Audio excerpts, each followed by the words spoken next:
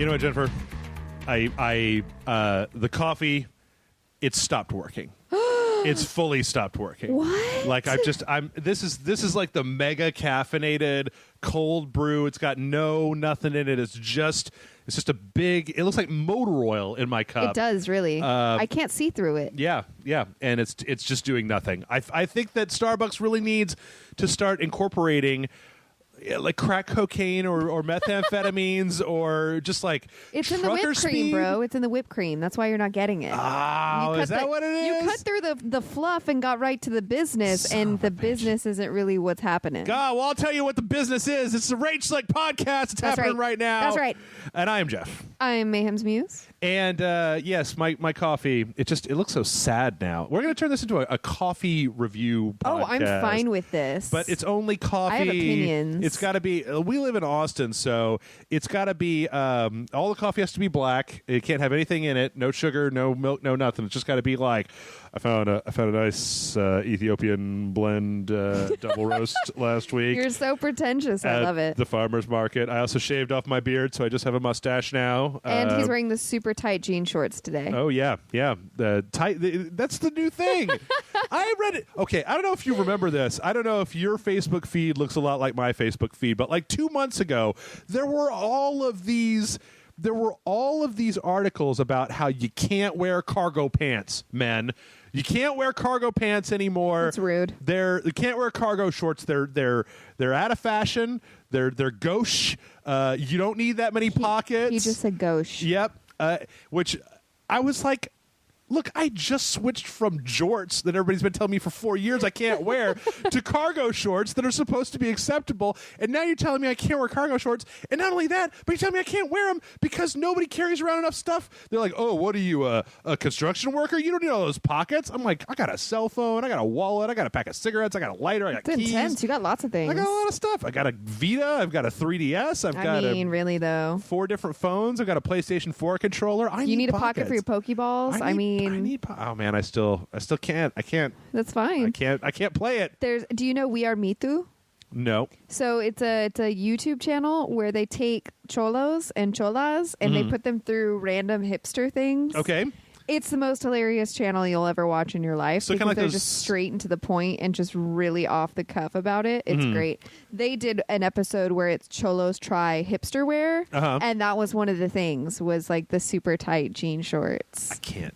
It was quite a hilarious video. I come from the 90s, man. We like baggy shit. We invented 40-inch Jinkos in that time period. Yeah. That's my heritage. That. With a stripe, but it had to be the 2 blue stripes with the white in the middle. It couldn't be 2 white stripes with the blue. Sure. Or you were just a poser and uncool. I mean, no, you guys you can close your eyes and you can think back and you can just imagine to yourself, okay, so here's Jeff. All right, so take the beard off. All right. Now put skater cut, so ponytail, shaved sides, right? Big Jinko jeans, and then Doc Martens, Pearl Jam T-shirt, big flannel, 1995. That was like 4 out of every 7 days of the week. Yeah, the way that I dressed. Sometimes that's like a black vest with a white shirt, like it's a little bit puffy, like every 90s music video that ever happened. Yes, and those were the days when people would make fun of me and point and they would snicker. Man, that was back in the day of I had a single pair of Jinkos and they weren't even really Jinkos. They were like the off-brand because my parents didn't want to have to pay a ridiculous amount of money for something I was going to grow out of in 5 minutes. Oh, wow. Jinkos. Yeah, it was Jinkos with an I, so it was poser. Right. Seriously. I had that, and then that was the decade of Buffy the Vampire Slayer. Sure. So naturally I had my pleather pants in both black and red. Of course. Because red was necessary. And then like leopard print blouses of all different kinds. That sounds great. It was so good. So good. I want to go back. I mean, I'm down. I know I'm an old man, but I'm just like between the man buns and you can't wear cargo shorts anymore. I mean, like, come on, America. I don't know. I vary between like the 90s dress and 80s nerd dress, which is just your like D&D t-shirt and baggy jeans Sure. and like your cons. Yeah. I mean, that's it for me.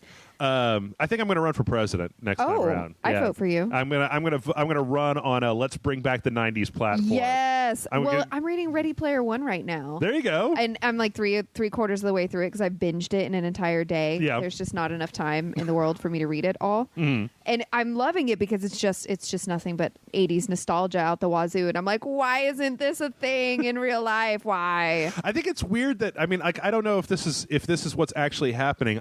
We have a question in the podcast that we could touch on with this, or at the back end during the question segment. But like, I don't know if it's that current pop culture has become so stupid, commercialized that it doesn't seem to have as much soul. Or if I'm just an old man.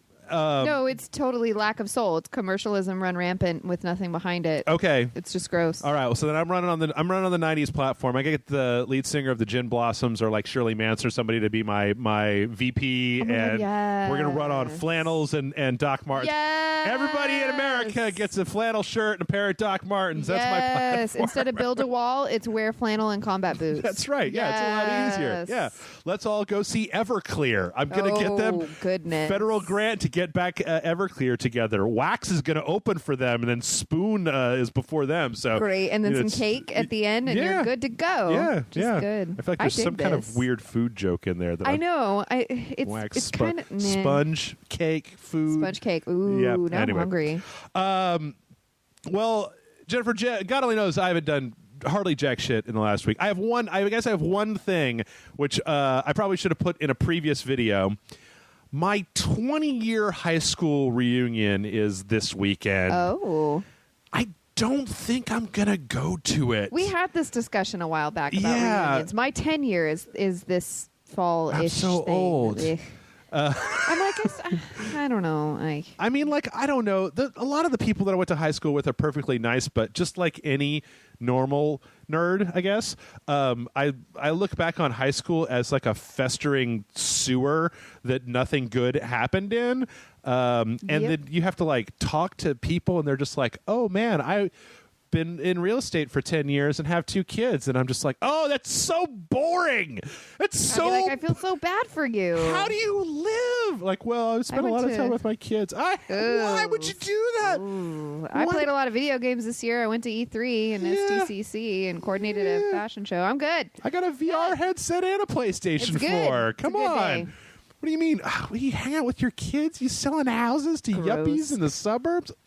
Even hanging out with my roommate's dog at some points is too much. Yeah. She's just really demanding with the cuddles. Like, she wants them all the time. And she's adorable, and I love it. But I'm even that, I'm like, almost too much.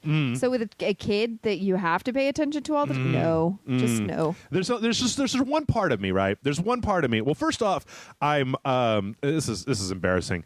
I'm crash dieting this week to try to because the last thing that you want to do is show up to your high school thing and like, okay, let's get this straight. I've never been a skinny man. I would just not like to be perceived as fatter than I was last time that I went. That's really all I care about. But there's a part of me that really wants to go, and like there's one of them that's just taking place at a bar and just shit drunk, like bad. Shitty, horrible. Oh, like until goodness. like Jeff versus beer versus high school reunion drunk, and then just start saying stuff that like all the things I've wanted to say for the last 20 years. Why be drunk when you do it? Why not do it stone cold sober and just deuce out afterwards? No, I'm socially awkward. I got to have like 8 beers before I can start saying truth. I can't speak truth to high school sober. The podcast makes so much more sense now. I'm like, this guy was the president of the school or whatever. I don't know. He was the homecoming king. I don't know. I don't even remember who the homecoming king and queen were when I was in school, or the prom king and queen. I don't remember any of that shit. It was something. Also, they're all married to each other now, and it's just sad. I'm just like, Jesus. I can't help. I'm ruined again by the 90s. Yeah. Every time I think of high school reunions, I invariably think of Gross Point Blank? No. That's what I think Romy and Michelle's high school reunion. Oh, I okay. imagine everything is like that. Like the homecoming queen is now pregnant with the football player who now owns the car dealership but is horrible at it and is hitting on people in the bushes. I don't know. I don't know. I know what it is. Have you ever watched 30 Rock? Yeah. Okay, it's that episode where Liz Lemon goes to her high school reunion and she thinks that she was picked on, but it turns out that she was like the biggest bully in the high school. That's what it's going to end up. That's what it'll end up being as, is that I hated high school. But anyway, I don't know. By the time this goes up, it'll either have happened or it won't have happened, and the decision will have been made. So, but I don't know. Regardless, I want to hear all about it next week. I'll either tell you about what I did or I'll tell you about what I watched on Netflix while it was happening. Both are okay. Yeah. Both are totally okay. So last week you got to do a thing. Oh, I got to do many things last week. Last week was a ginormous blur of everything in the world. I started my week in Texas.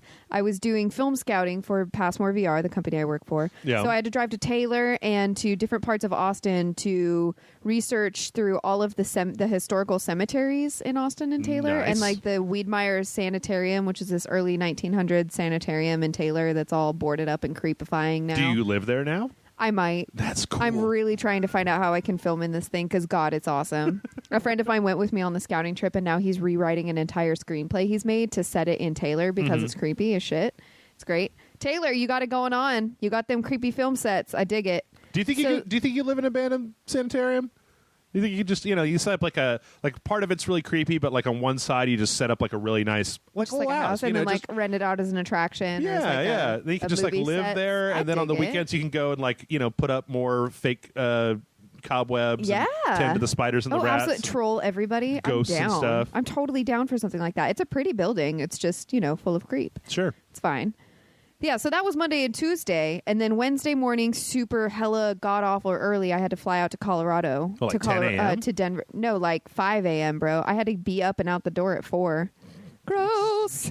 4 a.m. You just stay up. You just stay up at that point. Seriously. Well, I streamed until midnight the night before. Oh, Lord. So I really had to get up at 3 to pack because I can't pack until it's the last possible moment before I have to leave. Why would It's you just do like that? my brain doesn't comprehend it. Yeah. My friend Jen, who is also coming to the con, another Jen, it's confusing.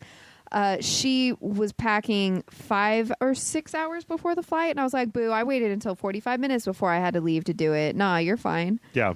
So that happens. We fly to Denver, drive to Colorado Springs, which is an hour away, for Tacticon, the gaming convention that I was coordinating the last 6 months.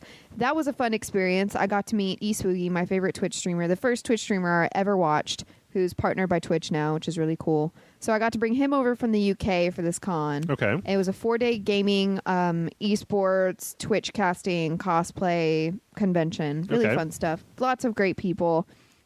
There was lots of booze over the course of the weekend. Other people, and so the guests are all expecting to have enough time to have some socialization and some drinks and stuff. So the very first night in town, Wednesday night, we do 2 things simultaneously. We get a ride to the Village Inn across the road because they do free pie day. Okay. So, and by the way, it's free pie and you have to purchase a thing with it.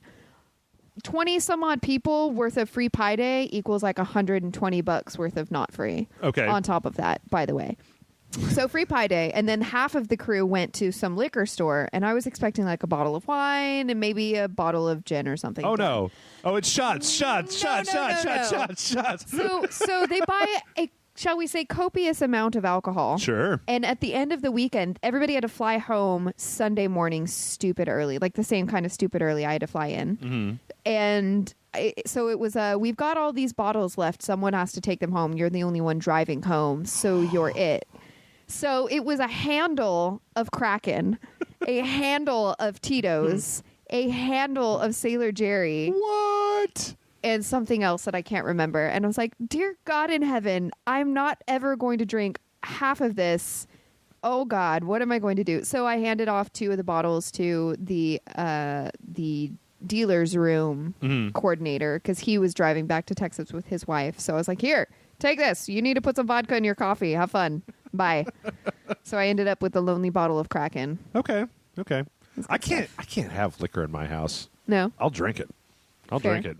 I won't. It'll sit on the shelf. I mean, I've got a bottle of Frangelico and a bottle of Bailey's on my counter that have been there since I moved into my new house that are still sitting there. You could bring a bottle of Frangelico and a bottle of Bailey's to my house, and they would not get drank, because it would be like when I come home from the bar and I'm acting stupid at 4 o'clock in the morning. It would be like, you know what I want is a shot of Frangelico. Oh no, wait a minute. No. You put that in coffee, son. That's how you start your day. I know what Frangelico shots taste like. I did that one time. Why would you do? I mean, I guess it's better than doing something like Fireball. Oh no, that's what I do on the reg. Ugh. See, I would rather have a shot of Frangelico than a shot of Fireball any fucking day of the week. See, I started my shots career with Goldschlager, and Fireball is just like the natural. No. I had a real long, tumultuous relationship with Jägermeister. Eventually, we had to break up. You know. No. So you must like Lizzie Hale from Hailstorm. I don't. She absolutely adores Jaeger, and they have Jaeger in like all their videos. I can't.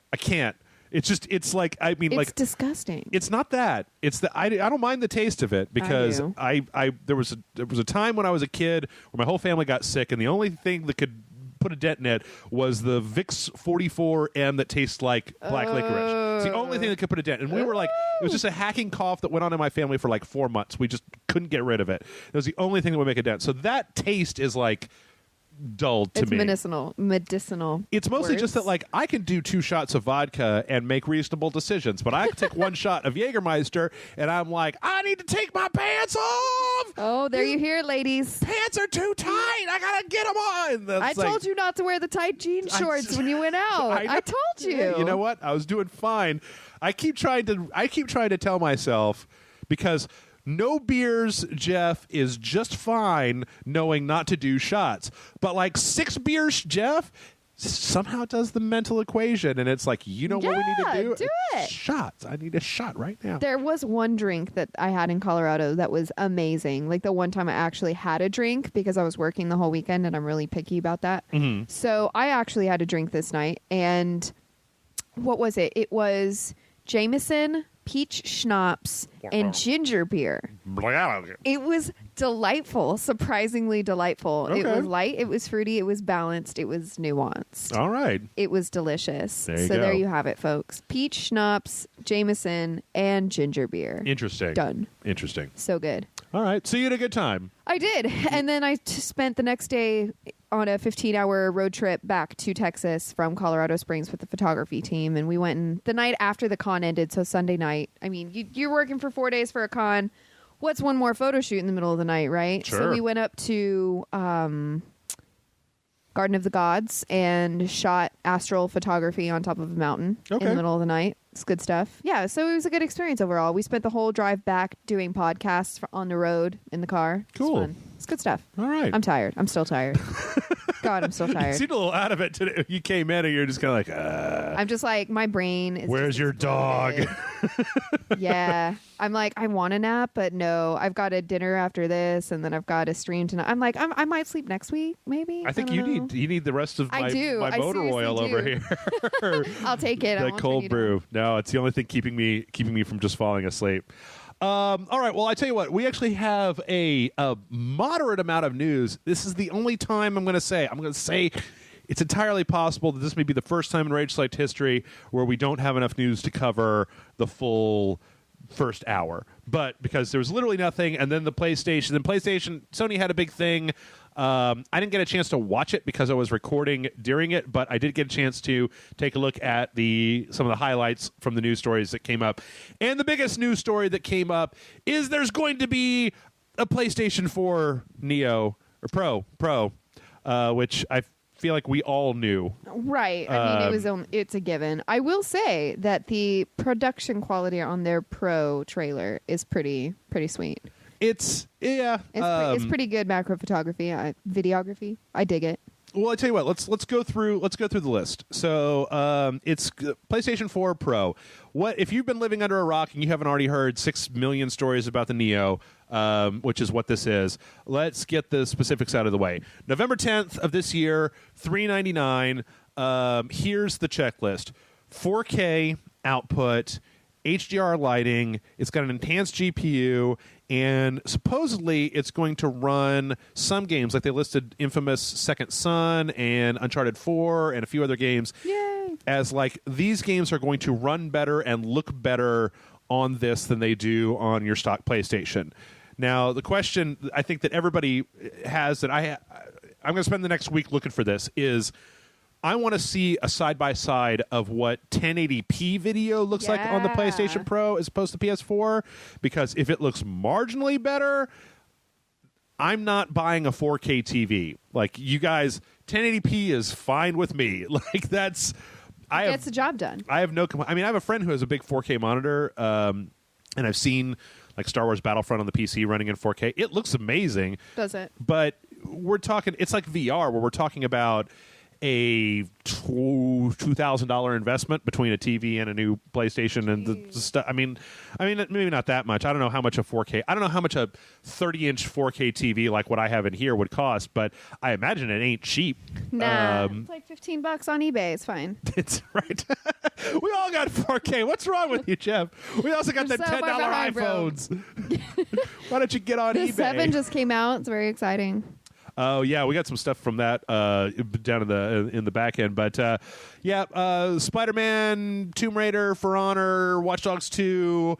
There's a kind of a sizzle trailer that they put out that's got a bunch of like games, but because YouTube refuses to buffer in 4K for more than 30 seconds, and also because my monitor is 1080p, it's a little bit difficult to tell any real amount of difference between this and what we've already seen from these things. I mean, it looks good. Don't get me wrong. Yeah, everything looks pretty. It's just, I guess, what I keep coming back to is if I'm going to pay a full $400 for a new console, like, I expect a quantum shift. Yeah, like, it's got to be a really big difference. I mean, if I could get $200 to $300 in trade-in for maybe my current PS4 and then shell out like $100 for it, maybe. But I doubt that GameStop is going to give me $250 for a 3-year-old PS4. I don't know. Maybe they will. Maybe I'll go check. GameStop, work it out.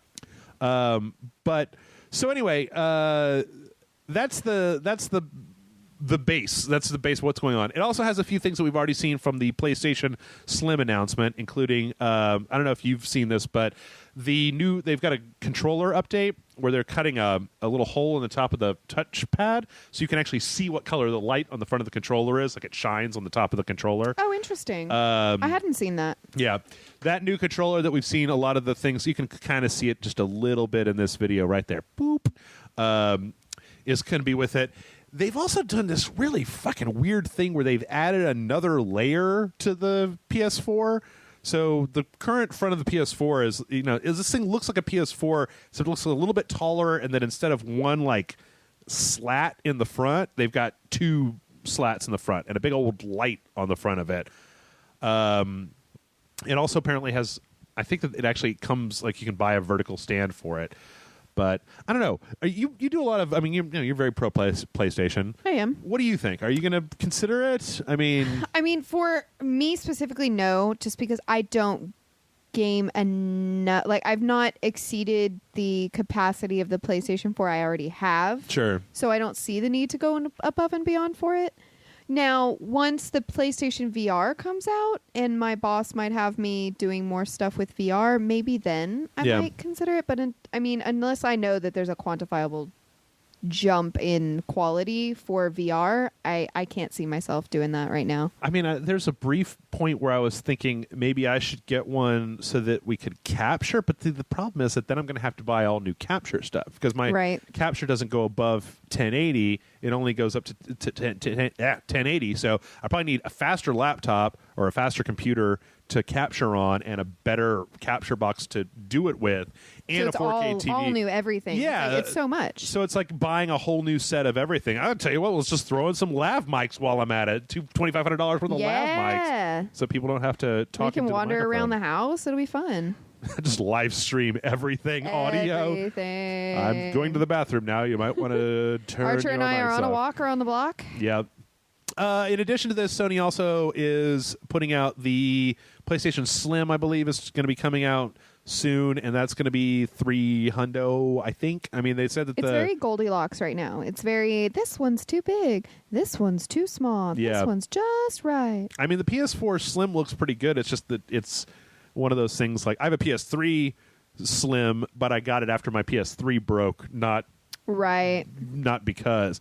Now, I tell you one thing that is exceptionally strange that they also announced is that apparently with this 4K bump, 4K Ultra Blu-rays will not actually play in 4K on the PlayStation 4. Wait, what? You can stream 4K video through the PlayStation service, through rental services or online streaming services, but apparently, I need to... The actual physical DVD won't play. An actual 4K Ultra Blu-ray will not play in 4K. What? And this is one of the ones where the Xbox One S, their slim version that they're going to be putting out, will do that. Oh. So... That's trouble. I can't decide... There's some days the video game industry does a thing where I just shake my head slowly and say, why would you do that? Like, why would you leave something like that out? Maybe it's the sort of thing that a firmware update can do later. Maybe. Like, when the PlayStation 4 launched, you couldn't capture with it because you couldn't turn off HDCP over the HDMI cable, and they eventually patched that in. But yeah, I don't understand why they would do that, because it seems like if you've got a 4K TV and you want to buy this thing, you probably, if you're a 4K enthusiast, you've probably got some 4K media laying around that you want to play on your shiny new PlayStation. And the fact that you can't, that just kills me. Yeah. It's like more consumerism. Great, now I've got to go buy another player that will play it, and then the TV that will play it. 4K Blu-ray player? And really? Why? Like, are you kidding me? Every single device plays everything these days. It should anyway. My freaking phone plays 4K DVDs. Come on. Nice. That's talent. So yeah, I don't understand that. Maybe it's part of Sony just looking forward to. I haven't looked for a while on whether people are still buying Blu-rays. I know that I don't. Like, I'll buy stuff on Google Play or Amazon or iTunes or things like that. But I won't. I don't like. The last Blu-ray that I got was Guardians of the Galaxy, and the last time I tried to play it, the disc was messed up, even though I've watched it one time. What? Yeah, like it started just skipping in the middle, and I'm like, well, great. The one thing that I had. You had one job. You had one job. One job. Guardians of the Galaxy Blu-ray, and that was to be the Guardians of the Galaxy Blu-ray. Why are you not the? God damn it! You're failing. That's right. Ugh. So maybe that's. And maybe it won't make much of a difference. Maybe it's like. I bought a boombox that didn't have a tape player in it. Maybe it's like that. And I would rage quit at that point. Why would My mixtapes make the world go round. You're not burning mix CDs? No? No. It's all about that mistape. So yeah, this is another one that I don't entirely understand, but it'll kind of be, I guess it's maybe kind of a gamble. I've stopped reporting on it, but the PlayStation 4 is way out in front of the Xbox right now. Like, they've really taken, and as near as I could tell, it was one thing. It was when Microsoft announced the always online component of the Xbox One, and Sony came out at that E3 and said, all our games play off the disc. You don't have to be online. You don't have to be online to play our games. And then the entire crowd erupted, and Microsoft walked that back, but they don't seem to have ever recovered from that. And it's maybe this is fine. Maybe they've got enough momentum that this is just going to keep hurtling them forward. I hope so. Because PlayStation, they're my peeps. It's weird. I don't know. I don't know. I bring this up a lot, but I don't know if you know this, but last console generation, Microsoft and Xbox were essentially flipped. Right. Like, Sony was trying to sell the PS3 for way too much money, and they were just banking on the momentum of the PS2, and Xbox just came in and ate their lunch. And now the exact opposite has happened, where Microsoft is just like, oh yeah, everybody loves the Xbox One, and the PlayStation 4 just keeps outselling it and outselling it and outselling it. And it's like, because it's great. But I keep saying I want the Xbox One to be hot on their heels, because then both of them have to step their game up. We'll have to fight for my dollar. When the holiday season comes around, they'll both have to be like $50 off, no, $75 off to try. No, it's free. Take it. It's free. It's $10 on eBay. Get it now. Well, okay. So in addition to all of this stuff, apparently there's also going to be I'm not entirely sure what this is. I don't know if HDR is a specific thing that certain TVs have. I think it is, and it's going to be one of the things that's packaged in with the PlayStation 4 Pro. But the PS4 regular is supposed to be getting a firmware update that's going to let you use this HDR on compatible devices like next week or something like that. Oh, goodness. So this is supposed to show up in Uncharted 4, Infamous First Light, and then Days Gone when it comes out. Again, I need to know more information. I feel like all these announcements are starting to get into a point where it's like, okay, well, I don't have 4K. It's like, well, it works with HDR compatible TVs. It's like, well, I don't have one either. I'm plebeian. We're 0 for 2. I got the Best Buy house brand TV downstairs and a fucking decade old Sony up here. So I got the turn dial, old school tube. Yeah, that's right. It's just a big 1-ton wooden box. Yes. I have to adjust the antenna to get my PS4 to work. I use it as a barricade when I can't pay my rent and the landlord wants to come in. That's right. I gotta throw that shit in front of my front door. Done. I got to go around the back and switch it from aux to TV when I want to watch my cable. Oh, the days. Yeah. Also, I mean, just as an FYI, Infinite Warfare, Modern Warfare Remastered, and Black Ops 3 are all going to be pro-compatible. I'm sure there's going to be a whole list of stuff that's going to be pro-compatible. I tell you what, I know what it is.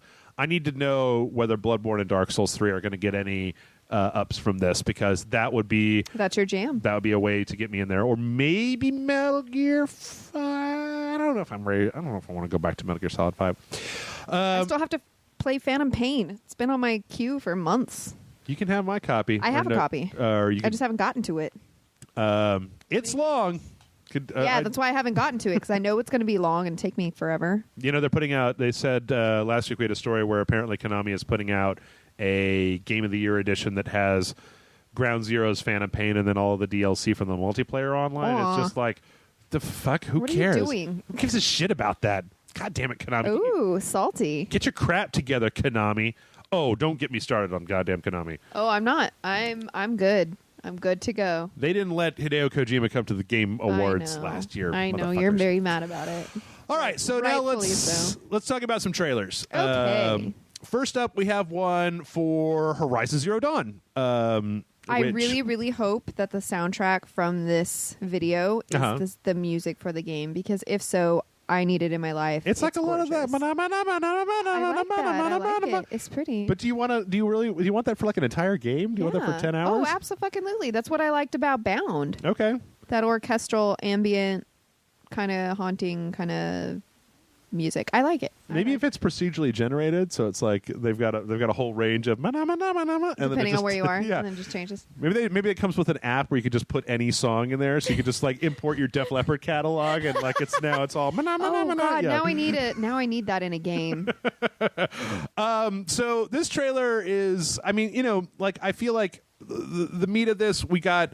I don't remember if we have a name for this main character yet. Do you know? I don't know what her name is. I feel like they said it at E3, but I don't have it on the tip of my tongue.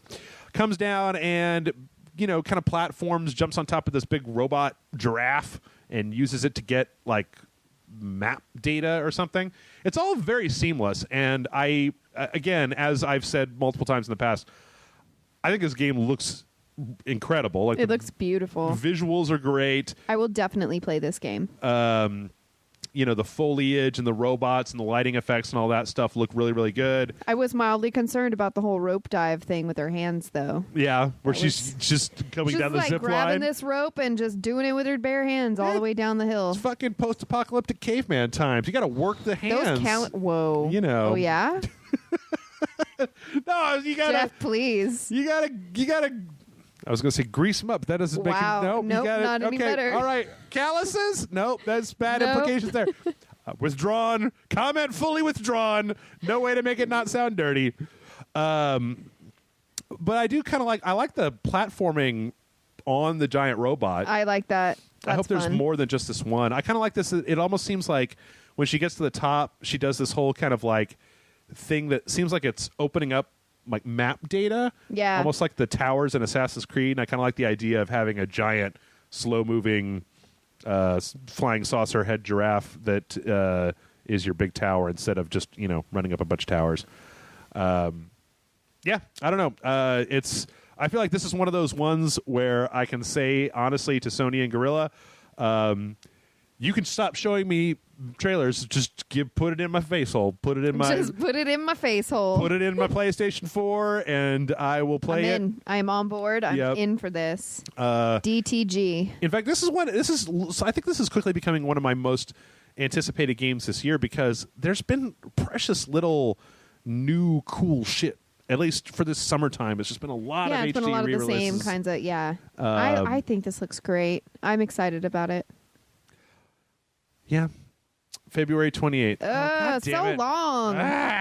Put out more things in now. 2016. Come on, 2016. Stop teasing me. Quit being an ass face, 2016. Jeez, seriously, though. Also, we had our first look at, and I'm going to use the world's most gigantic quotey fingers gameplay from Mass Effect Andromeda. It's pretty sexy looking, not going to lie. Yeah, except that there's no guns or anything. It's just like walking around. It can't all be about guns all the freaking time. Yes, it can. No. Okay, fine.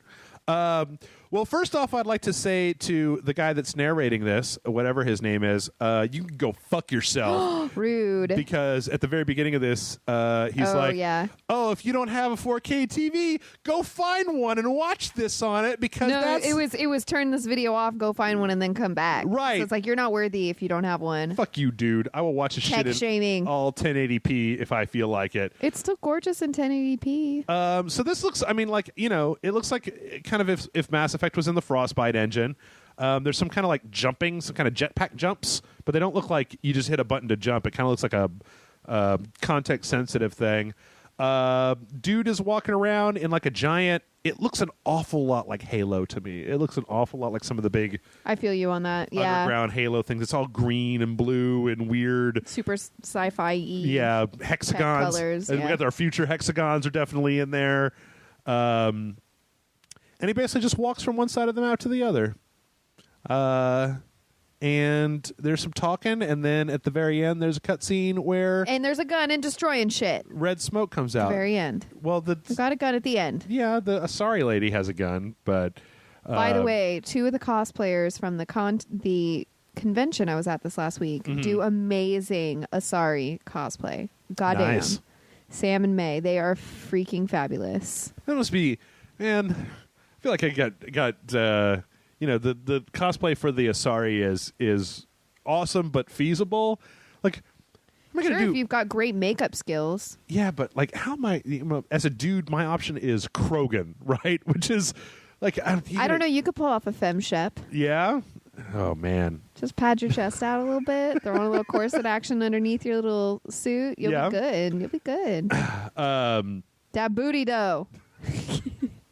What? Anyway, at the end of this, I don't know what. Like, there's no indication what's going on. They're talking about. Actually, no. What? Hold on. It all just came together in my brain. I'm disappointed right now. Actually, now that I think about this. He's got concerned eyebrows. We got Shepard or not Shepard, whoever this guy is, Griffin or Cheeseburger or whatever his call sign is, and we got Asari and then two no-face randos who could be other people.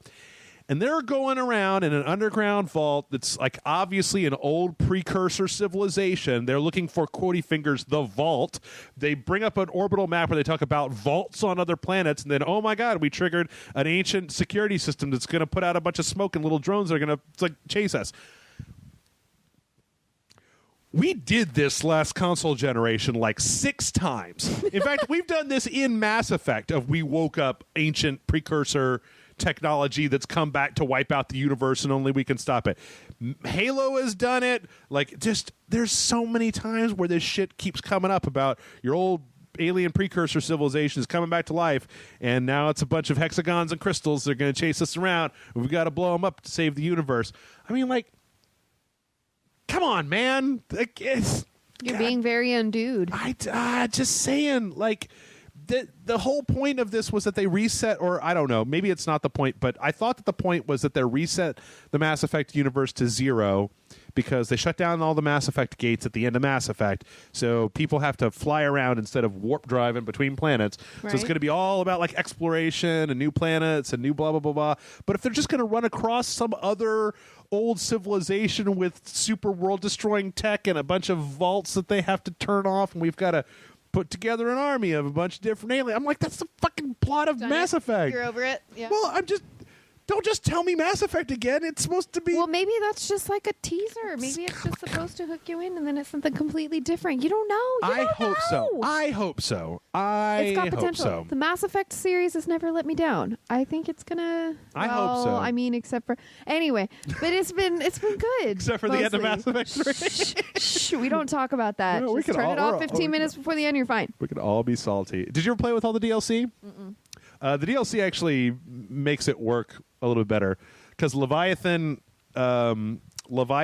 foreshadows the ending, so it doesn't come out of nowhere. And then Citadel, if you haven't ever played Mass Effect 3 Citadel, it's a great piece of DLC because it's basically almost right before you get to the third act. Shepard is like, you know what? We've been working really hard. Hey, everybody, let's have a party. And so, yay, party, and then things. All the people together, and you basically have a house party on the Citadel, and it's great. House party. But I don't know. I hope it's not that. I hope it's not. It's just so much of the iconography of what we're seeing here of these angled things, and we've got this little like circuitry lit up tech stuff in here. I feel like I've just seen it a bunch of times before, and I hope that. Pretty sure this is taken directly from Star Trek Nemesis. Dude, it could totally be. Could totally be taken from... We're really on Remus right now. Any number of things. Yeah, Eric Bana's going to jump out. All right, so let's move on. Last week, there was a World of Final Fantasy trailer at PAX 2016. Tell me. Tell me you're the Final Fantasy. You're the Final Fantasyist of Final Fantasy people on Rage Select. I am. What do you think about all this? I honestly and completely have no idea what the fuck to expect out of this. I don't know. It's like it's part Kingdom Hearts, part like child anime, part Digimon. I don't know. Like this looks like Digimon meets Final Fantasy right here. Like, yeah, this trailer has a bunch of anime in it, which is really strange. Which is interesting. It's a unique style. I'm wondering who their audience is for this game.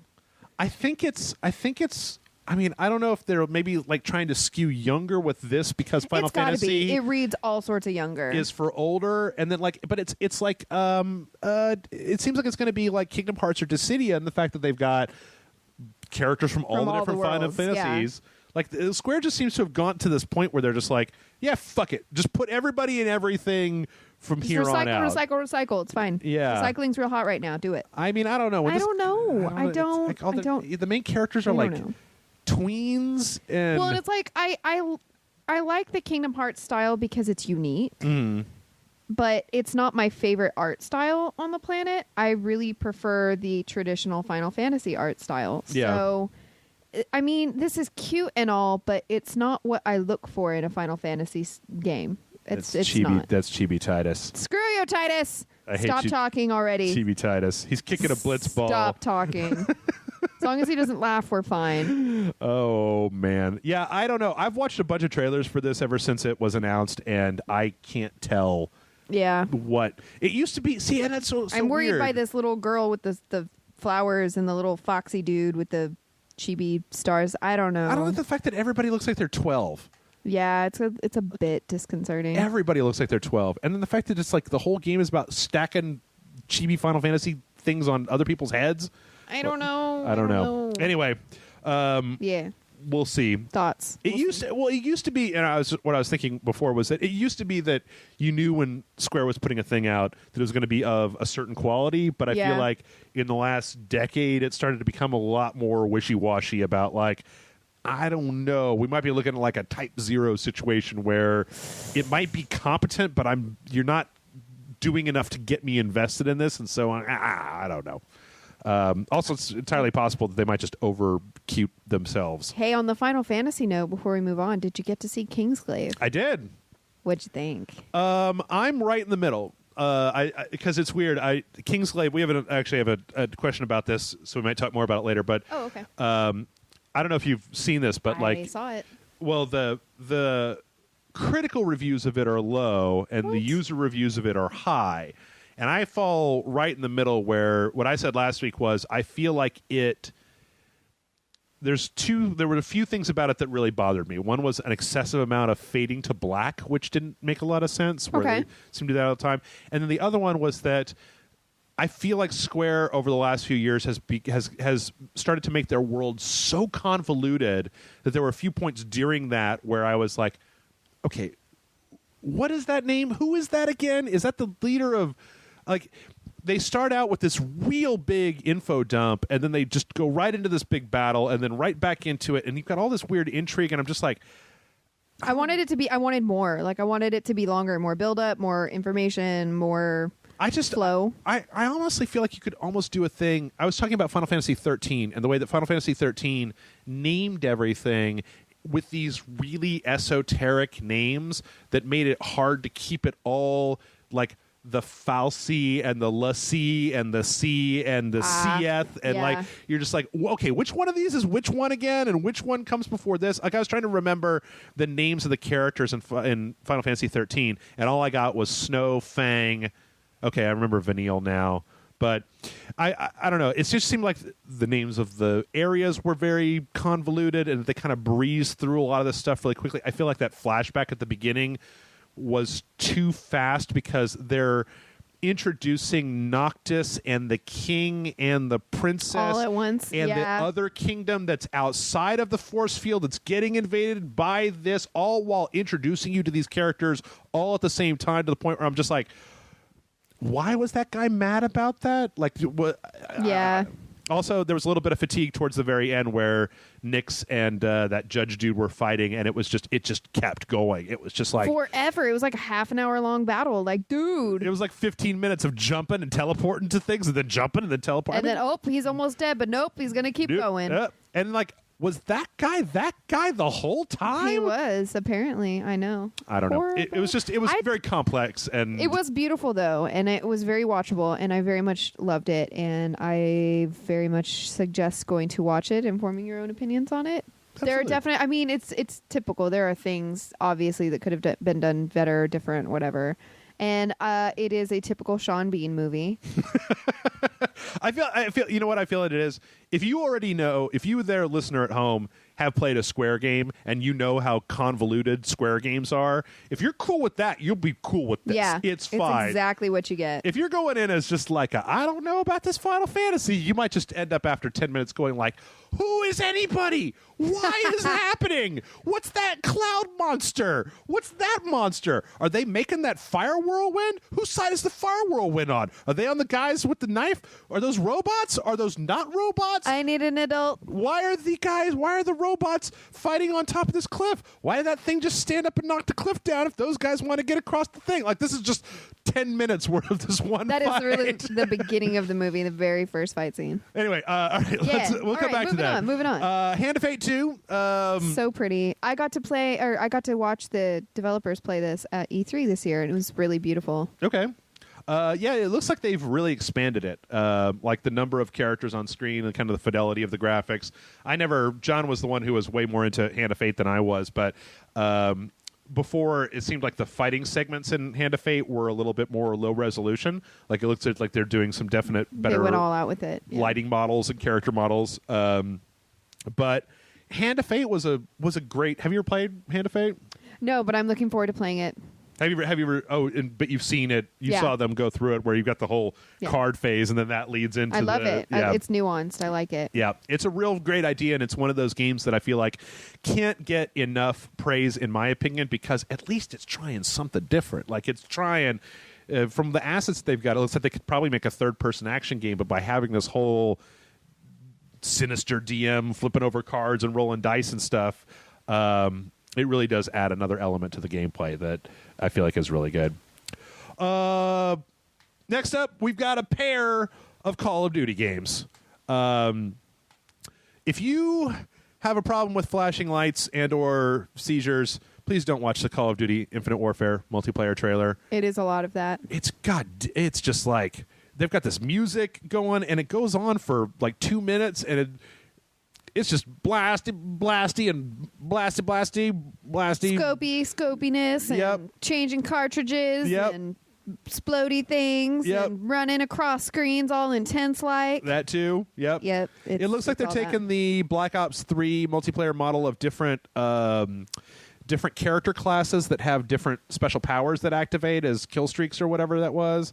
Looks like there's still some wall running, which, considering this is like the far future and that guy just shot a black hole, I wouldn't expect no less. I'm going to be really bad at this game. Me too. I'm going to be really terrible at it. We'll have a session where we play first-person shooters really badly. It'll work out. It'll be great. I mean, like, I know how to play a regular first-person shooter, but online, like, I watch these trailers, and I know that they can exist, but I just don't believe that there's a person who could kill 8 guys in a row without dying in Call of Duty, because I usually get to shoot 2 bullets, and then it's like, Matt! Yeah, that guy would not be me. Knifed you in the back of the head. I can't even go through an entire map on Heroes of the Storm without dying, so nah. Oh, that's to be expected. It's so fun though, so fun. Yeah.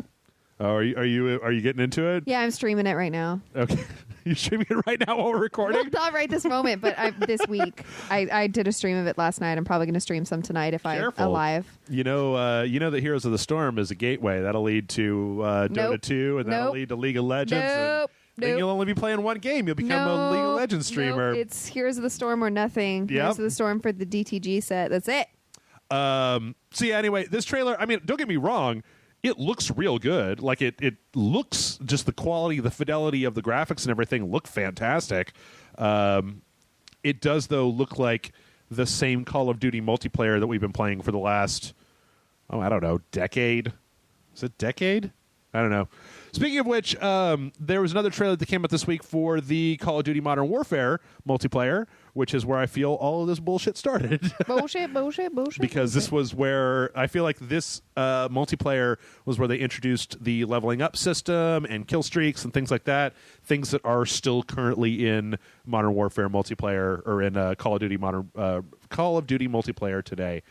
The most horrifying thing about this particular trailer is that I recognize all of these maps because I played the multiplayer back in the old days. It looks a hell of a lot like COD 4 multiplayer. So I like how he just like caresses the barrel of his gun. He's got a fingerprint on there. He's got to get it.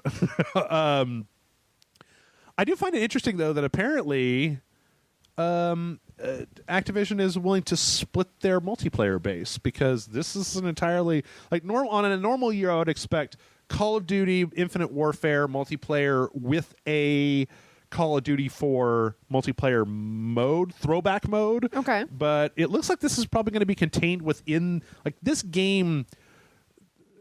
This remaster of Call of Duty 4, I'd be willing to bet within a year of its initial release is going to be sold standalone as a single product that you can buy it without having to buy. Because currently you have to buy the collector's edition of Infinite Warfare for $80 to get this game. There's no other way to buy it. But if they do, it seems strange because people like this multiplayer. I feel like this multiplayer was more popular than some of the current multiplayer, so it's almost like, what are you going to do if that nostalgia factor? Well, what are you going to do if everybody starts playing this and stops playing the multiplayer in Infinite Warfare? If your Infinite Warfare can't get enough people to run because it's so hated. At least they're playing something. At least they're playing something, I guess. Yeah.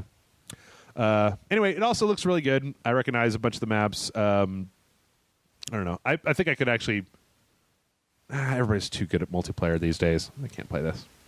All right, well, let's finish up the news. So during the iOS 7 or the iPhone 7, Apple had a big announcement. Apparently, Miyamoto came out somebody came out and announced Super Mario Run, which is going to be a premium runner game featuring Mario for iOS only. So, go to hell, because I don't have an iPhone. So I'll let you play with mine. Nah.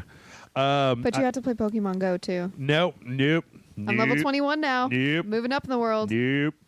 I bet it's going to be around Christmas when they hit the detonate button, and then it makes all of you turn hypnotized, and it's got like spirals. And I'm going to be outside, like, oh, what are you all doing? Where are you going? Just be like, Pokemon. Wow. I'm firmly convinced. Caught a lot of really great Pokemon in Colorado Springs. Yeah. Oh, yeah.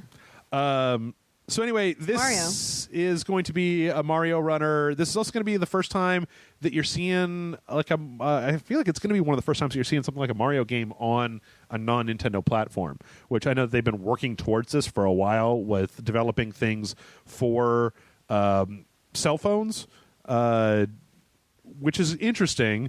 And again, it's one of those things where I'm glad that Nintendo is trying weird and new things. Sure, break the mold a little. I kind of just wish that the things that they were trying weren't more freaking Mario games, because I've been playing them since I was 10 years old, and I'm almost 40, all right? It's been almost 30 years of playing Mario games, and I kind of like, I don't know, Castlevania.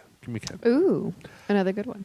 Also, they announced apparently that there's going to be a Fire Emblem and Animal Crossing games for cell phones that are being pushed into next year. Well, snap. Kind of sucks because I actually really like Fire Emblem, and of those three game types, I would rather play Fire Emblem than Animal Crossing or Mario. I don't know.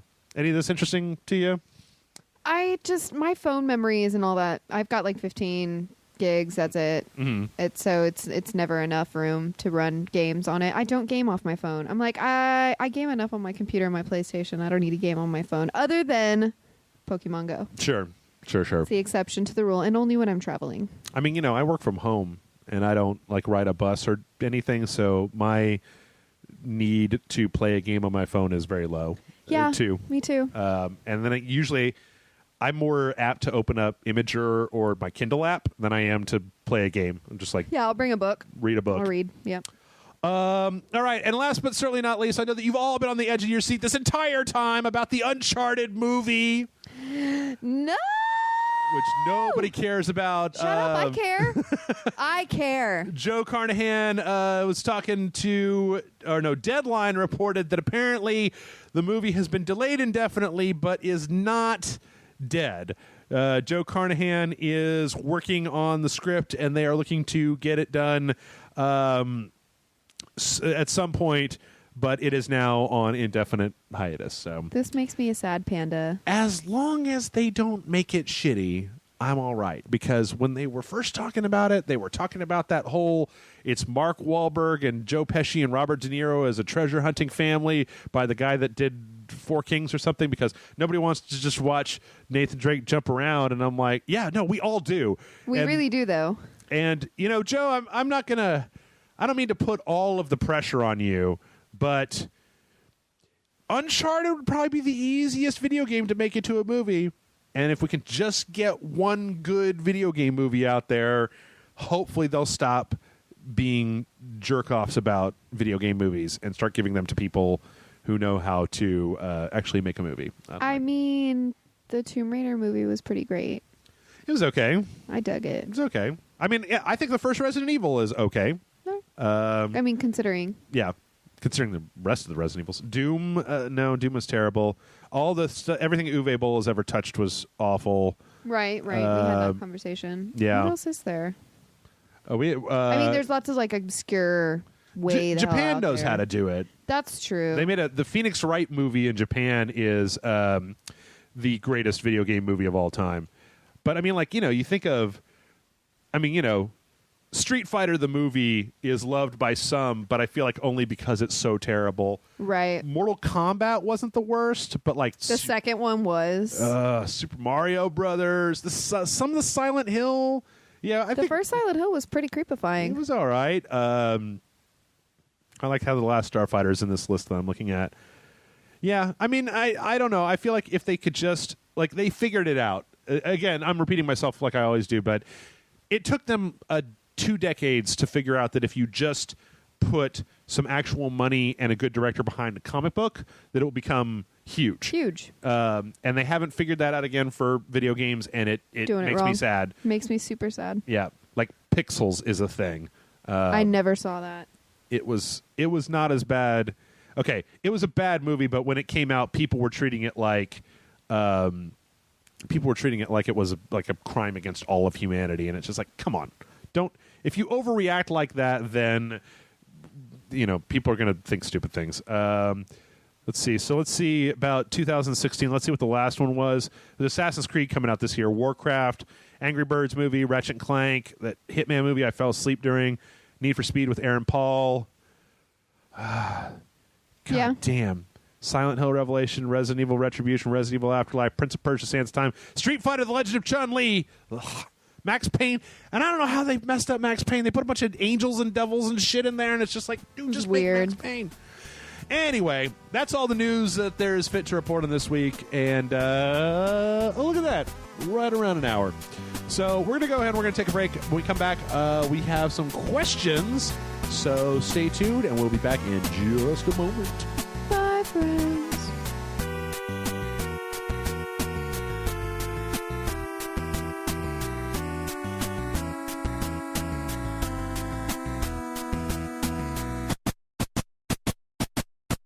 Hey, everybody, welcome back. We're back. We are caffeinated and libated and That's true. liberated. I don't know. I'm not I don't know where I'm going libated. with this. I am caffeinated. I'm not libated either. Yeah. I'm sad. I try not to record anything whilst intoxicated because Hey guys, this is Overhyped. Guys, it's just true. wait, 2 weeks ago when I first found out that I had the worm, I did a Patreon video by myself, which is we used to have an old series, Jeff versus Beer, where I will sit down with a six pack and I will drink 5 of them in like 45 minutes and then just start recording. The problem is that when Jeff's life isn't going very well, the last time I tried to do it, the reason I canceled the series was because I ended up with several unusable videos where the next day I was trying to render them and look at them, and I'm just like at one point I just stopped playing the game and I'm just like, you guys need to love each other a lot, and I'm just like, this is not funny. This is sad. No. Anyway, mail@rageselect.com is the email address. And our first question this week comes in from beep, beep, boop, bop, boop, beep, boop. I'm going to call you Henry. Henry says, hey, Jeff and Jennifer. Hope y'all are having a great day. So I actually have another question I was going to ask, but I think I'll wait till later Q&A. Okay. Instead, Rage Select gets questions about video games, movies, and TV, but rarely or never I hear you talk about music. Like, what type of music do you enjoy? Yes. But a question I was going to make a YouTube video on is I want your opinions on, is new music today truly bad? I was going to talk a little bit more about this. I hear a lot of people say old music was much better than the mass production garbage that makes the top 100 nowadays. But is it? I enjoy a lot of older music like Nirvana and the Beatles, but can also enjoy new stuff like 21 Pilots and Calvin Harris. So what are your thoughts? What your thoughts is music going downhill or evolving? P.S. Keep up the great work. And what happened to the puppets? Did they get a better gig? And are they going to be appearing in the next Muppet movie, or are they stuck in your closet? Henry. Puppets. They're stuck on a shelf. They're That's not all. stuck there. They're not glued. They're just there. chilling. They can get down. They could come down. It's mostly just like I need somebody.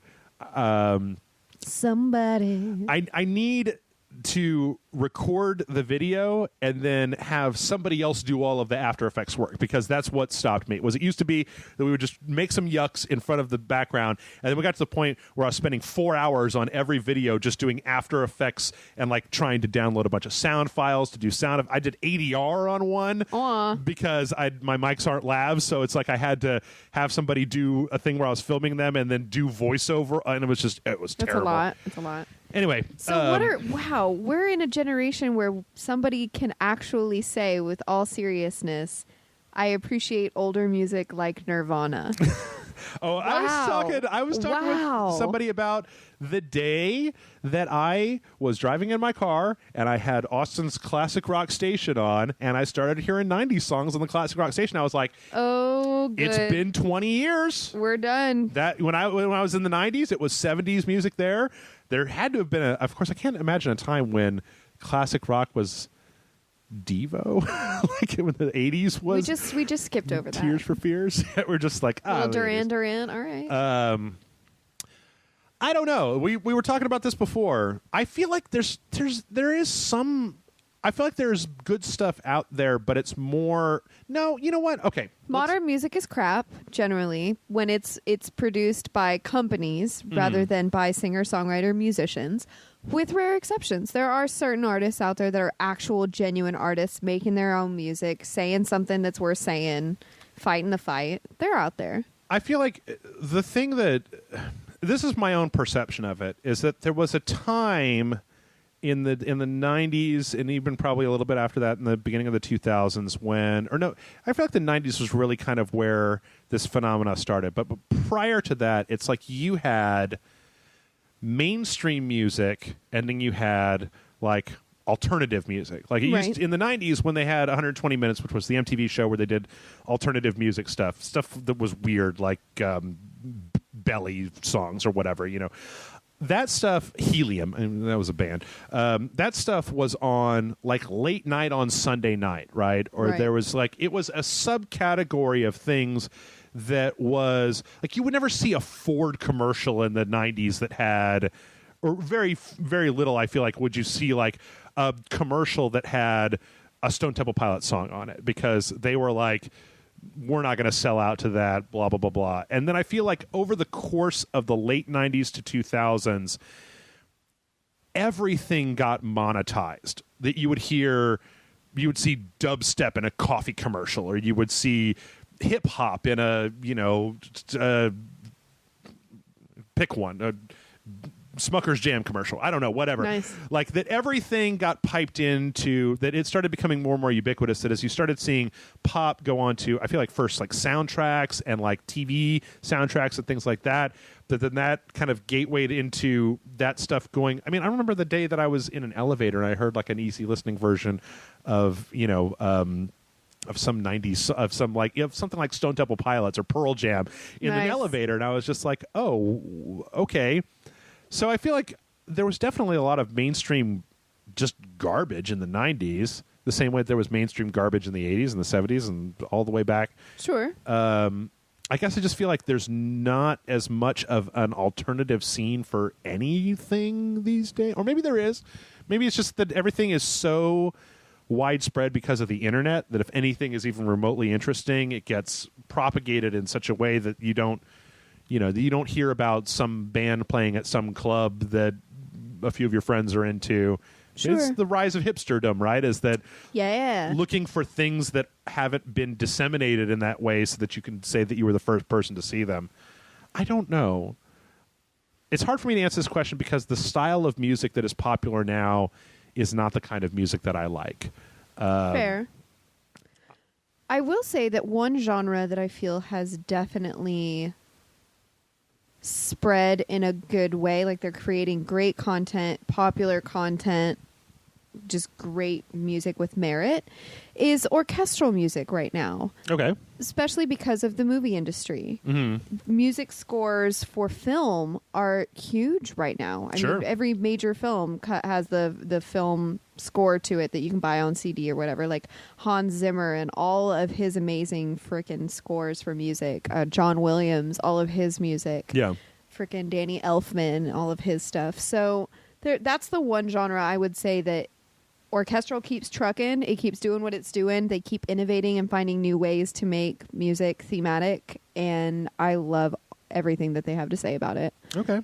And it's still something that's present in our modern culture and doesn't seem to be going anywhere. Like every movie, every video game, all have musical scores and soundtracks. So that part of the industry, I feel, is still doing its thing, and it doesn't seem to be too corporatized either. Yeah.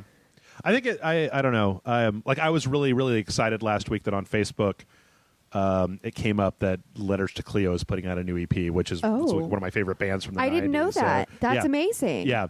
They've come back together to put out a new EP, and it was like, oh, you can pre-order it online. And I was like, great. Because here's the thing. Okay. About, call it 6 to 7 years ago, I found a grouping of music that I really liked. And it was, you would maybe call it indie pop, but most of the stuff factored under what you would probably refer to as twee. And I found like 6 or 7 bands, because I like upbeat music. And so I found about 6 or 7 bands that I really liked. And then none of them put out another album. Like, they all had one album, and I listened to it over and over again, and then they all just kind of went away. I would be more than happy to get some recommendations from people about if anybody knows if there's a place here in the United States or anywhere in the world where they're still making alternative rock a la the 90s. I would love to listen to some alternative rock.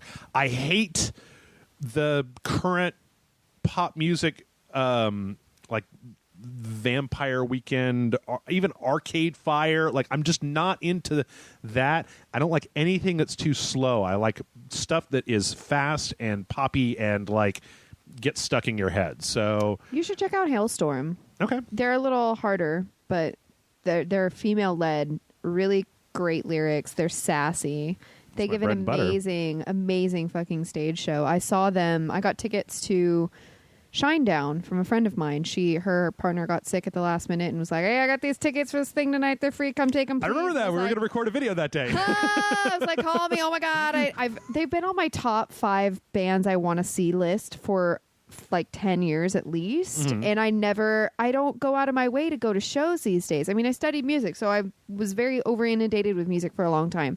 So I let music flow in and out as it will. And that was one show that I was like, I have to go see this. And I wasn't disappointed because I found Hailstorm that day and they're amazing. Okay. And I've since binged all of their records and all of their music videos, and they're sassy and they're on point and they're great. Do it. Okay. Do it. One last thing before we leave, Henry, is do not despair. If you feel like today's the music, quotey fingers, the music of today has no soul or whatever, because this is not the first time that shit has happened. Go back and listen to some of the horse shit that was getting put out on the radio in the 50s, like the Purple People Eater, Yellow Polka Dot Bikini, those songs. God, shall we not? That your parents were all into that are just dumb. They're just dumb. And I get their earworms as much as the next thing, but they're just... So I feel like there's probably going to be something else happening, because you can only ring the music genre for so long before it stops producing results, before nobody gives a shit anymore. And it starts fighting back and doing something different. Yeah. And also, classic rock will always fucking be classic rock. We will always have Steve Miller and Queen and Journey. God, look at Suicide Squad. They shoved it full of. There's not a single modern song in that entire movie. That was the best thing about that movie was the soundtrack. Yeah. God, Boston, Chicago, Doobie Brothers. And that's also a thing that I've come back Zeppelin. to, is that if an album is really good, like I keep forgetting that, like in the 90s. One of my favorite bands was this band called Ruby. That was Leslie Rankine was this Irish woman. Well, you know what? It's probably been about 5 years since I've listened to that album. So, I've got a whole slew of things in front of me. I just recently remembered I was doing something the other day and I remembered this song and I looked up the lyrics for it. It's this band called Oppenheimer that put out an album 4 or 5 years ago called "This Is Not a Test," that I really like, and I've just been listening to that over and over again. So you can always kind of, if you get enough stuff all in a row, you can be like, you know what, I'm just going to do 70s for a month, and I'm going to do cheesy 80s hair metal for a little while, and then I'm going to go back, Motley Crue, check out some lounge music, and maybe some 60s stuff next. And then by the time you get done with that, it's been 5 years, and you just go back to the beginning and start all over again. There you go, done. Yeah, problem solved. All right, this next one is from Chase. Chase says, "Dear Jeff," and usually I just insert my name, my co-host, but this says, "Dear Jeff and super sweet badass co-host with such an angelic voice that after this show, I will imagine the voice as Joe Manganiello and touch myself to the idea while listening to the Smiths on vinyl." Oh, I mean, I'm not complaining about the Smiths on vinyl, but what was the rest of that? I don't know. In there? I don't know. Chase, come on, man. Someone needs a mood. I don't know. Wow, I managed to put these together in pretty decent order. So since the release of Suicide Squad, there's been a lot of Harley love. Everyone's talking about her, loving her, and even Loot Crate had this month's theme practically all about her. With the rumors of an upcoming Harley Quinn movie, there just seems to be a lot of Harley, which is a shame considering I don't like her. She's not the worst character, but I just only enjoy her when she's with the Joker, and everything without him is just pointless. Yeesh. So my question for you beautiful sons of bitches is, what's a character, person, property, genre, or fuck it, food, that you feel everyone's shoving down your throat and you just can't enjoy? Love all the work you sweet silky bastards do, and the moment I start getting paychecks, I will become a loyal patron, just like all the rest of those sexy bastards that keep the great Dong Thulu gospel going. Keep it classy. Love, Chase. Oh, Chase. That's Hey, what about Poison Ivy? Harley and Poison Ivy's hot. Okay. thing. All right. You want to take a thing. Okay. You want to take a whole little. thing. You want to take a little side trip here? Yeah, I'm with you in that I honestly The best thing enjoy that ever happened to Harley. Harley Quinn more in her side adventures than I do with the Joker because that's a bad relationship. Yeah, and that's why it was made. It was point. made as a poster child for abusive relationships and what not to do. Yep. Come on, folks. Yep. But no, I like the her and Poison Ivy stories a lot as well. I saw some really beautiful DeviantArt on that last week. It's just beautiful stuff. There you go. Well, so here's Dig the thing. it. Character, person, property, genre, or fuck it food that everybody is trying to get you to like, but you just don't like. I'll tell you one. Cilantro. Boy, howdy, has this country gone fucking nuts for cilantro. And I just think they talk about, oh, you don't have the gene. It tastes like this, blah, blah, blah. It just tastes like grass. It doesn't taste like soap to me. It just tastes like garbage grass. And I don't want it in my food. And they love to chop it up into little pieces and put it all in your food. And I'm just like, come on, man. I was like that with, I don't know if you I don't know if you remember this, but around 1999, Austin could not put enough black beans with things. And for a while, I was not a fan of black beans. And I was just like, could you please just stop putting all this, refried black beans on your breakfast taco, sir? No, I don't like them. Vel fucking Vita. Okay. Velveeta. Bane of my humanity. That shit's nasty. Uh-huh. It's right up there with Spam. Okay. It's just not natural. It's not made in nature. It's just horrible. So you don't want these Just Spam and Velveeta sandwiches horrible. that I made No. on Wonder Bread? No. With No. mayo? Just no. Just Nope. mayonnaise Nope. and Spam? Nope. Well, let's see. Character, person, property. Things that people insist that you must like. Oh, I know. Obsidian, the company Obsidian. Everybody keeps trying to make me like Fallout New Vegas and No. Star Wars Knights of the Old Republic 2, Nah. and I don't like them. No. I'm with you on that. Trying to think of other stuff that people keep trying to get me. There's this one person on this website who I'm sure is listening right now and knows who they are, who will not shut the fuck up about getting me to play Rocket League, even though I don't really like Rocket League. I'm just like, I don't want to play Look, Rocket League, you bro. You want to see somebody play Rocket League? Go check out the Mr. Holiday on Twitch. He's my friend Craig. Loves that game. It's fucking best game of the year. He says whatever. He loves that shit. He's Fine. all up its nuts. Great. Go do it. I'm not even saying it's a bad game. It's just not for me. I don't like sports games. I don't like soccer, and I don't really like racing games. So it's an RC racing sports soccer game. It's all of the things you don't like. I'm not. Yeah. I'm like that with Fallout. I'm like, I don't zombie. I don't post-apocalyptic. Not necessarily my thing. Oh, you got to be living in a very irritating time. That's your answer to this I know. question. It's everything. It's fucking everything right now. Zombie this, post-apocalyptic that, everything. I'm Man, like, I don't dig it. I don't. I'd rather live in like super high fantasy. Yeah. They shoved too real. 5 minutes of that into Batman versus Superman. He has to have a dream where he's in Yay. the fucking Superman apocalypse. Like, No, jeez, thank you. Louise. I used to say Captain America. Uh-huh. I used to have like a huge I have so much Cap. I don't want any more in my life. Get over it. Sure. But I don't know. The last movie I hate him a little less. Civil War, I just hate him a little less. this Fine. came out on home video. I It's watched that fine. again recently. Did you? I think it's pretty good. Yeah, it's pretty good. It's pretty good. I do think that one thing to keep with the theme here, I do kind of feel like DC is trying to shove their universe onto me in spite of whether it's any good or not. Okay. And and I feel like the fans of that universe cannot accept that I don't want. It's the dark side of this question is when people don't believe you. When you say, I'm not into cilantro, and you get into this thing where it's like, oh, But have you had it this way? you haven't had it this way. You haven't had my cilantro. Right. I make it better. I assure you, I've had it always. No. I grow it in a garden full of Grecian virgins And who I love it and sing to it. And I soak it in wine and I cook it on a cast iron skillet that my Yes. father made by hand, and Yep. you'll love it. It's just, you're going to pick it up, you're going to put it in your mouth. And then when you put it in your mouth, you're just like, That's fucking cilantro. What the fuck? I don't like cilantro. And then they're like, oh. But see, then the problem comes in the fact that once that's happened to you 12 times, then your reaction the next time somebody is like, you haven't had the right cilantro. No! You're like, fuck you. Fuck you. All right, I've had all the cilantro. I don't want cilantro. Just leave me the fuck alone about cilantro. And they're like, whoa, whoa, whoa. You're like, look, you don't understand. Every single person on this planet wants you to have cilantro. I don't want cilantro.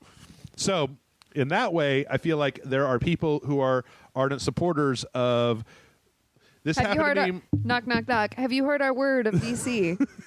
This happened to me the first time. This happened to me when Man of Steel came out, and I was just like, I don't like that movie.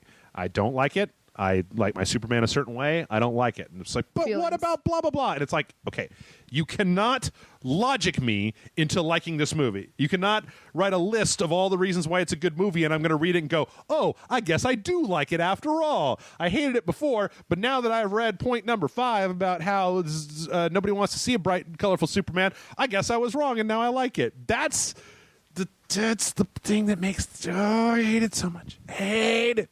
I feel you, boo. I feel you. Hate it. And it's been 5 years of this on the internet of just like, you would have thought there was a time a long time ago when I was writing a column for a website about video games and I was just doing it myself.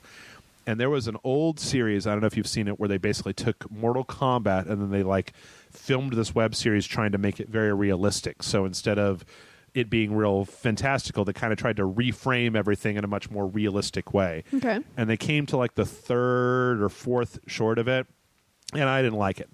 And I was just like, you know what? This is not, I think that Mortal Kombat works better as a silly high fantasy thing. I think if you try to make blue and yellow ninjas into something super realistic, that it seems stupider, and that it was better when you were just like, yeah, there's a 4-armed guy and a wizard and they live in another dimension and we got to fight them, and here's Christopher Lambert. And oh my Love God, him. that was the last column I wrote. You would have thought that I had gone to everybody's house and blocked them from ever watching this again. It was just like fucking, I didn't like it, man. What the fuck do you want out of me? It's just like, well, you blah, blah, blah, and blah, schmackety. So It's just not your shtick. yeah. Anyway, I'm sorry. Touched a nerve. Chase. Our next question comes in from Ruskells, who says, hello, Jeff and Jennifer. I hope you are worm-free and sufficiently fed. It sounds like a intro for a dog. It does. After finishing my summer repeat work, I finally got to play No Man's Sky. After hearing all the negativity about the PC version, I began to install as many mods as possible, and they seem to be gradually changing the game over time, from graphic changes that make space seem dark and ominous, to low flying and mountains that make planet exploration daunting and dangerous. So my question is this. Can you think of a bad game that you played that was improved by either the devs or or community intervention? Or was there a game that was so bad that not even constant patching could save it? Loyal patron Ruskells. P.S. I increased my Patreon subscription so you can buy more terrible JRPGs or soap. Yay, more JRPGs. Yay. Soap is very Thank overrated. you. I appreciate you. You're amazing. Who needs soap anyway? Can you think of a bad game that you played that was improved either by the devs or the community intervention, or a game that was so bad that nothing could fix it? I could say right now that The Witcher 2 was very rough when it first came out, and CD Projekt Red spent 2 years putting out like free DLC. They put in a tutorial where there wasn't one before, added a lot to that game to make it better than it was at first. I'm not super into the modding scene, so it's kind of hard. Me either. To know stuff. I'm always really picky on the games that I play. Yeah. I do my homework and I research and I watch videos and I read reviews and I read the box and I check it out and then I play it. So I don't just consume everything. So I feel like I weed a lot of those games out before I would even play them. Mm-hmm. Okay. I'm not prepared to answer this question. Damn. Damn. I can also what say, game have I played that's shit? I know there's been games that I played that's shit. yeah, there's got to be some out there. Have you played No Man's Sky yet? I haven't yet, but I know I'll like it. I'm curious to know how long you'll like it. I can also say that I know it's such a cliche answer coming from me, but every Souls game that comes out is a great game all on its own. But after they put out the DLC for it, it's almost like it's almost like, and I don't know if this is intentional or what, but it's almost like they put out 90% of the game, and then the DLC is that last little bit that you need to really push it over the edge into just like fantastic. Because they add a bunch of stuff that wasn't in there. They usually add a lot of lore, a lot of other stuff that wasn't in the game to begin with. Jennifer is perusing my game library to see if I think anything jogs her memory. I haven't personally experienced it, but I can also say that I think it's like a really ballsy move back when Square used to put out, for like every Final Fantasy game, they put out Final Fantasy 12, and they put out like Final Fantasy 12 International Edition, now with 4 other things that we fixed because you wanted them to be fixed. I mean, I found Final Fantasy Type 0 to be pretty boggy, but then again, I only played it the once, and then I moved on to something else, and I just haven't circled back around to it. That's another problem that I have, and that's one of the reasons that I feel like devs must put out a good playable game day one, because there are so many games that come out, at least for me, that I do not like to come back around to a game a second time. Right. I'll tell you the mods that I've used is there's a mod made by this guy for Dark Souls on the PC called DS Fix that basically unlocks the frame rate, whatever. I was just playing Kerbal Space Program. I've used a few mods in that for automating certain things that you do all the time in Kerbal Space Program. But generally speaking, I just don't do mods, and I don't check back in on games to see if they've been fixed, because it's kind of like, well, that game's broken. Bye. Bye, Felicia. Yeah. There's another game coming out tomorrow that is not broken. So congratulations. I'm going to play that one and not your game. I will say the Goat Simulator mod for I Am Bread was pretty fantastic and increased my enjoyment of that game tenfold. Fair enough. Because you're big floppy goats screwing around, destroying all the shit. It's much more fun than being a piece of bread. And ow, I just hit my elbow on the couch back, and that was not fun. That's an IKEA couch. It's made out of stone underneath the Apparently, God. top. Ow. All right, next one comes in from Brent. Brent says, "Hey, Ragers, Brent here again, and I have a question. This came to me when a friend explained how the names of Balrog and M. Bison were swapped in Street Fighter. It made me think of what Street Fighter would be like if Balrog, the character, was the main bad in the series, and M. Bison, the dumb muscle.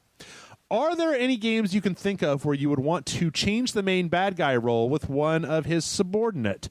Example, Vile and Mega Man X and Quan Chi from Mortal Kombat. Hey, Quan Chi is God. Thanks, feels. Brent. Yeah, I don't like Quan Chi. He's a bad character. Let's see. So the first game that I played on PS4, The Wolf Among Us. Okay. The bad guy is this dude that I can't remember what his name was in the game because it's been like 6 months since I played it. But I liked his assistant chick. God, what was her name? Bloody Mary. Okay. I freaking loved her. She was awesome, and that fight was great. Yeah. And then after that, you come against the other dude, and it's all like verbiage and shit, and then you win. And I'm like, but. I know it. What? I have my answer. Oh. Have you ever played Far Cry 3? No. Okay. Do you watch Better Call Saul? No. Okay. In Far Cry 3, the whole point of Far Cry 3 is that your character is like a teenage guy, and you and your friends like went to this island, and you're like, party down, bro, we're on an island, woo! Yeah. And then you all get kidnapped by pirates. And the pirates kill a few of your friends, and then you and your friends escape, and this local like kind of mystical dude like gives you these tattoos that give you special powers, and then sets you off to go destroy these pirates and liberate the people of the island. The first guy that shows up as a bad guy in the game is this character named Voss, and he's played by this guy who's on Breaking Bad. He's been in in Better Call Saul, but he's been in a bunch of other things, and he's a real charismatic character who shows up and is like, does the whole "do you know the definition of insanity" thing to your character, and is like taunting your character. He's a very charismatic villain. Spoiler alert, halfway through the game, he just gets killed. and then this other a guy shows up who's not nearly as memorable. Like, everybody knows the name of Voss. The guy's on the front cover of Far Cry 3. He's the guy on the cover of Far Cry 3, and he's the charismatic villain. And then, yeah, like 2/3 of the way through the game, just dead in a really unceremonious fashion where you're hallucinating, and then when you come out of the hallucination, it turns out that you've killed the hell out of him, and you're just like, well, gee, that was really unsatisfying. And then there's another third of the game left to go where you're just like, no. That's weird. I don't know how I feel about that. Switch those two. Make Voss the bad guy. Make that other guy. I mean, there's a weird part where that guy is like, oh no, it's one of his other henchmen. He's gonna like have sex with your friend. He's gonna rape your friend or something. Horrible. Weird. Anyway, Voss should be the main bad guy in Far Cry 3. There is no doubt about that. Kingdom Hearts. Okay. Frickin' Kingdom Hearts. Yeah. Great storyline. Conglomeration of all of the villains of all of the things in the world together, causing mischief and mayhem. And they just make Sephiroth the dude you fight in the gladiatorial ring. What the actual fuck? Like, by far one of the best villains of anything ever in my life. God, I can't even go into the ways that I love. Like, look at my phone. My phone case is fucking Sephiroth. I know. Like, I'm that nerd. Yeah. And in fact, I recognize that it's like the PS1 render of Sephiroth. Like, it's not even like a fire scene in Nibelheim. That's my shit. So he's Niflheim. Isn't that the country in Niflheim? Close. Oh, okay. It's close. It's one letter difference. Yikes. I know. Woof. Nibelheim is the city that Cloud's from. The town where the Shinra Mansion is in Final Fantasy VII, and Sephiroth burns it all down in a fit of, "You're not my mom." Nope.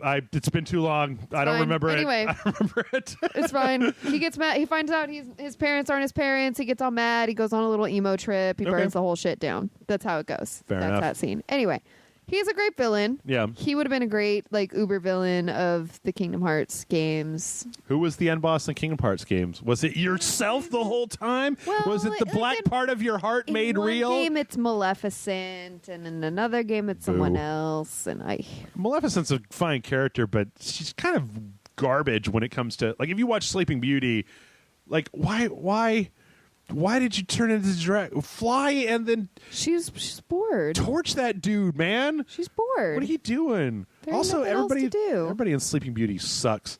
Like, instead of Prince Philippe was pretty on point. Instead of destroying all of the spinning needles or whatever, just tie her to a post. Don't send her to the woods to live. Just put a bunch of guys in a ring around her and be like, all right, for 24 hours we're going to tie you to this piece of wood stuck to the ground. Very sorry. A witch, explain it to her. Please don't go near any spinning wheels, spinning spindles, whatever the fuck they are.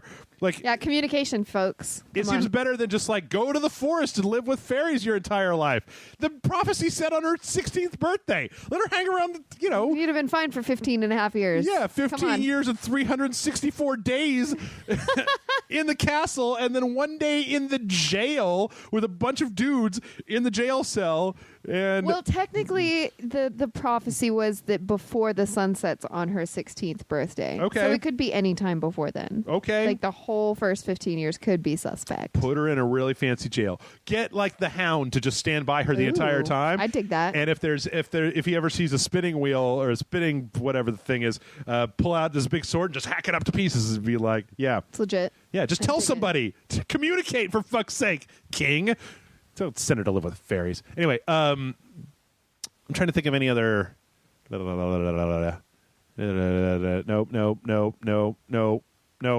I got nothing. All right. I got nothing. Halo? Nope. Uncharted? Nope. Those were all pretty legit. Actually, you know what? I didn't care for the lady villain in Uncharted 3 all that much. She's all right. Homegirl that's not homegirl. Actually, you know what? The entire Uncharted series kind of has weak villains.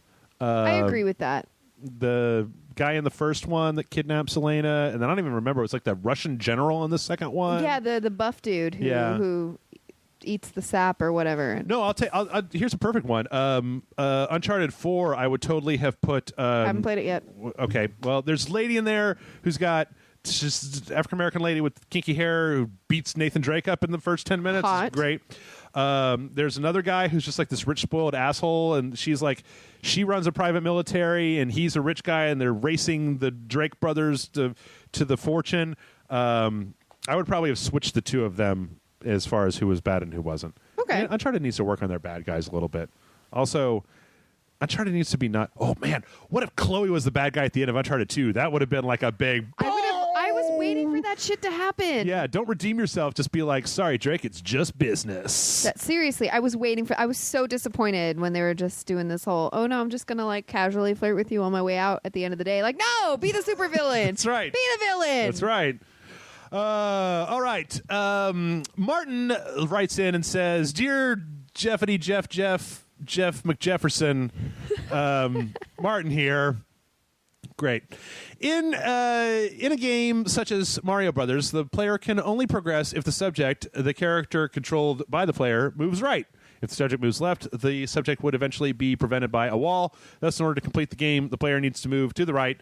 The reason for this structure is possibly borrowed from how one interacts with a book. In order to read the book, at least in the Western world, you need to go from left to right in the order the words are written, because the words would not appear, or at least appear in the incorrect and therefore illegible order if the reader goes to the left. Thus, in order to complete the book... Wow, this is a complicated question.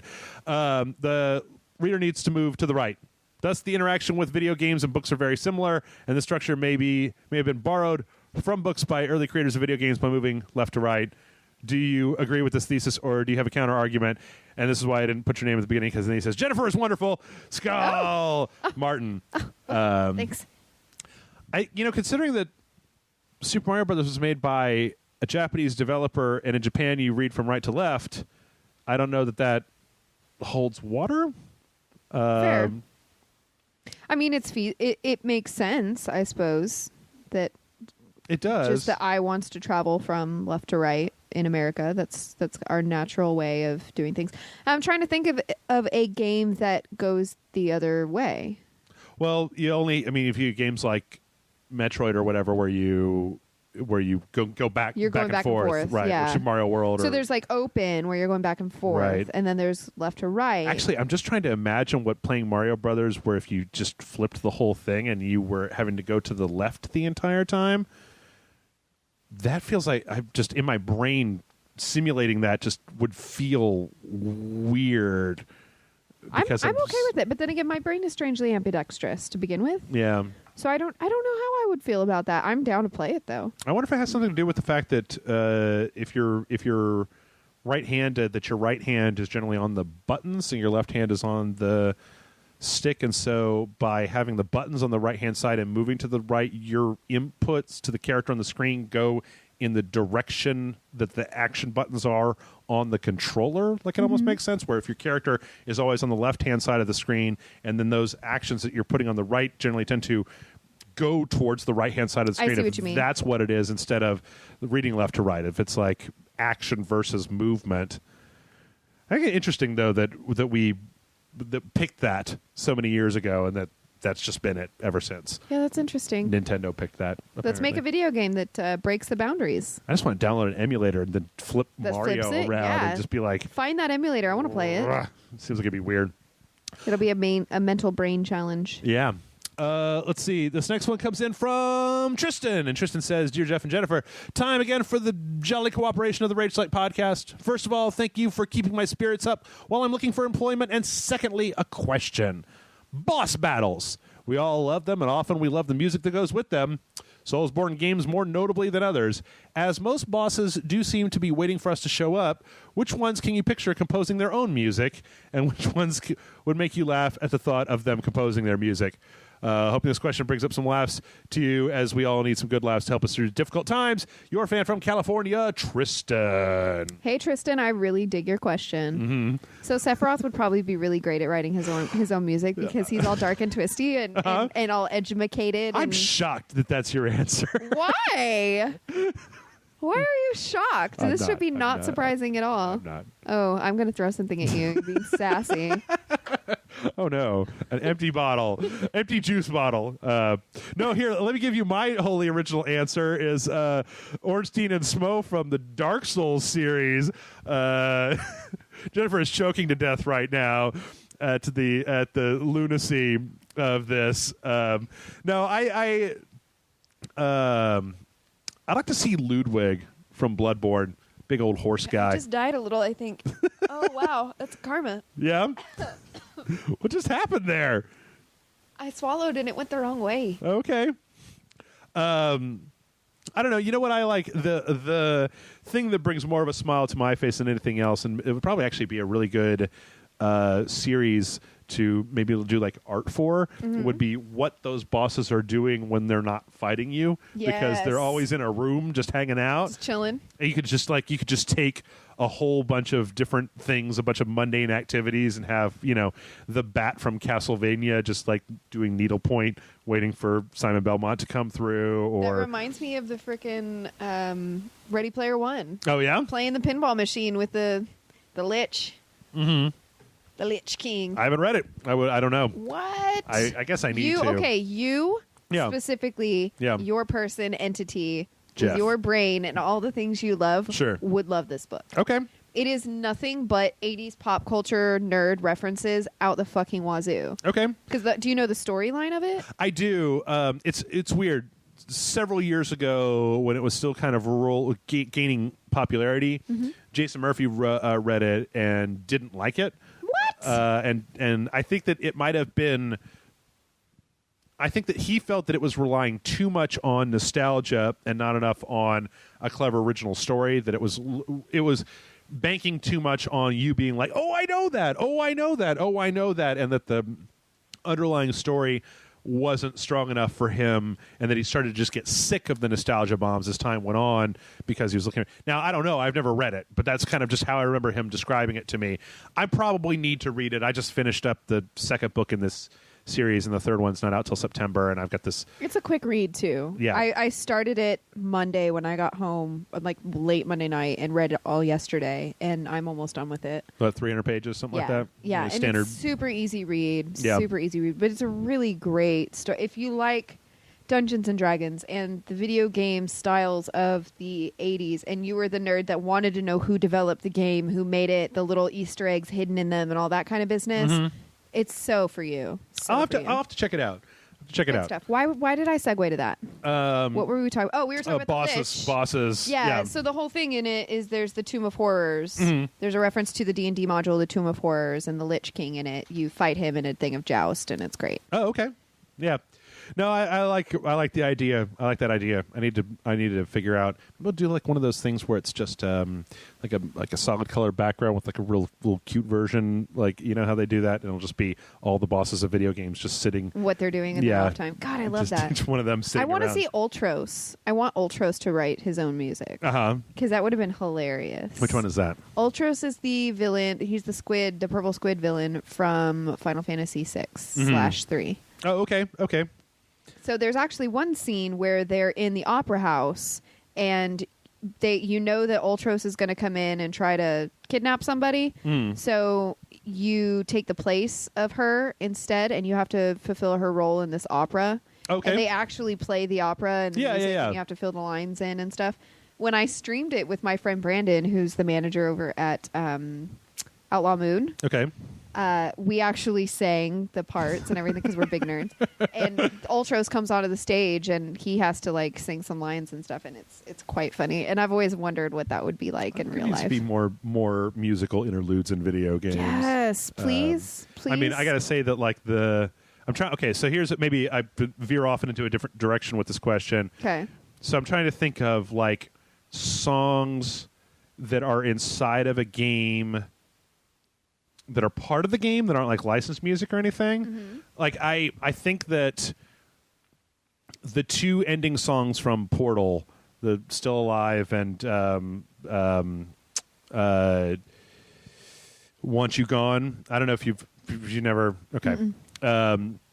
Those two are GLaDOS singing songs to the main character. Oh. And they're both fantastic songs. They were written by Jonathan Colton back, and sung by the woman who does the voice for GLaDOS, and they're really great. There's a part in Fallout 4 where there's like a town that has a kind of a gin joint where there's like a lady that's doing kind of like soulsy, bluesy kind of singing in a big dress. Easy kind of thing. Yeah, and she's voiced by Diana Rigg, I believe. Okay. And actually sings a couple of just in the background is singing. I don't know. I feel like there should be more originally produced music for video games. I'm sure there's a whole bunch of stuff. I mean, like orchestral is fine, but I like Still Alive was one of my favorite tracks in Rock Band because they put it in there because you could play along with it. Like I would put it in my music mixes for when I went out walking and stuff like that. So. Good question. Yep. I really like these questions today.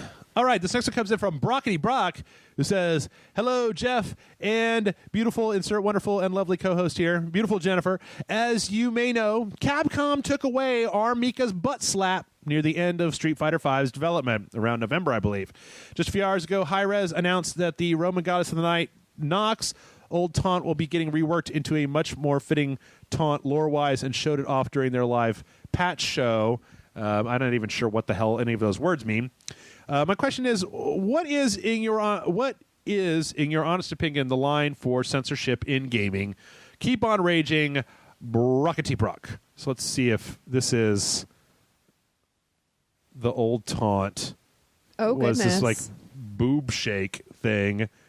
And is that So is it like I'm the lady with the boobies, so I have the power? Is that what's going on? I don't know. I don't even know what game this is. This is Nox or something. Anyway, so this is the old taunt. There was a link involved, and there's apparently a new one. Let me see if I can pull this up real fast. No, okay, it's just the same thing.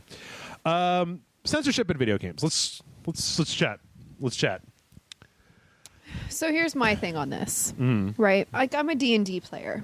So I've been creating characters in my brain for decades, and in that there are certain elements where, every once in a while somebody wants to do a charisma roll and see if they can seduce the one person in the thing, and they do the thing and whatever. Sure. Sometimes you just write a character whose mechanic is that they're very sexually empowered, or they're, they're very charismatic in that way. They're very confident in themselves and they don't mind flaunting it in front of people. Sure. Fine.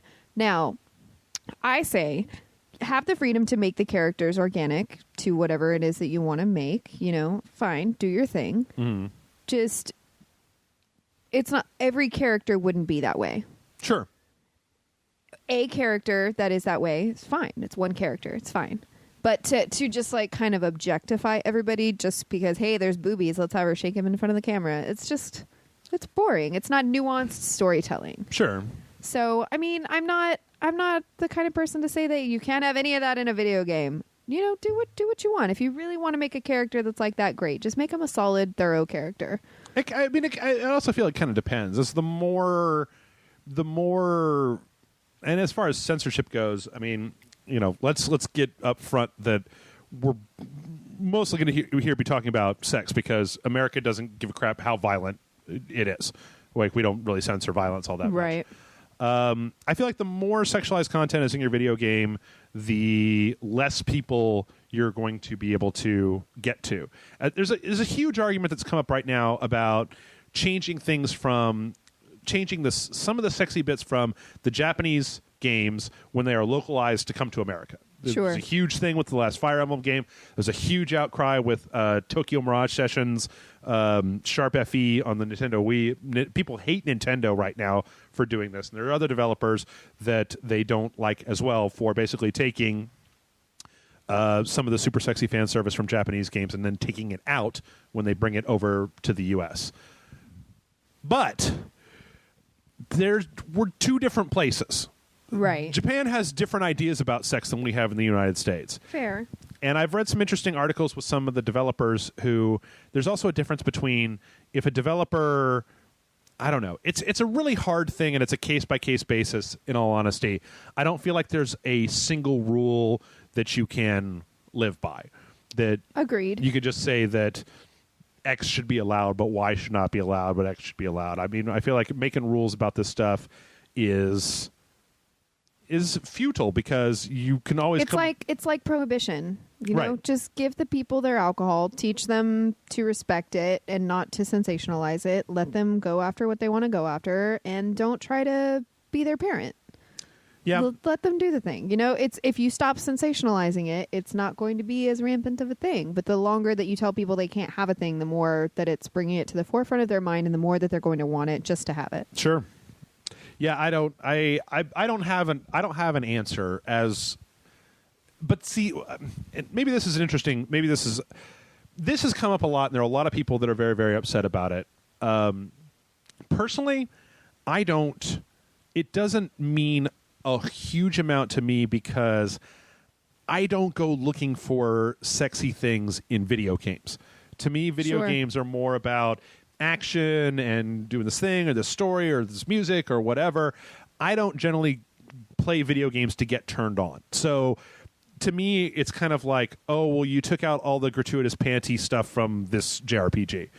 Well, I don't care because that wasn't doing anything for me in the first place. Right. And two, it's not why I was playing that game. Like there was a lot of stuff in Tokyo Mirage Sessions where in Japan the main character was 16 instead of 18, and there was a couple of outfits that had a lot more cleavage in it. There was a whole DLC where they go to a bathhouse that was cut out of the American release for it.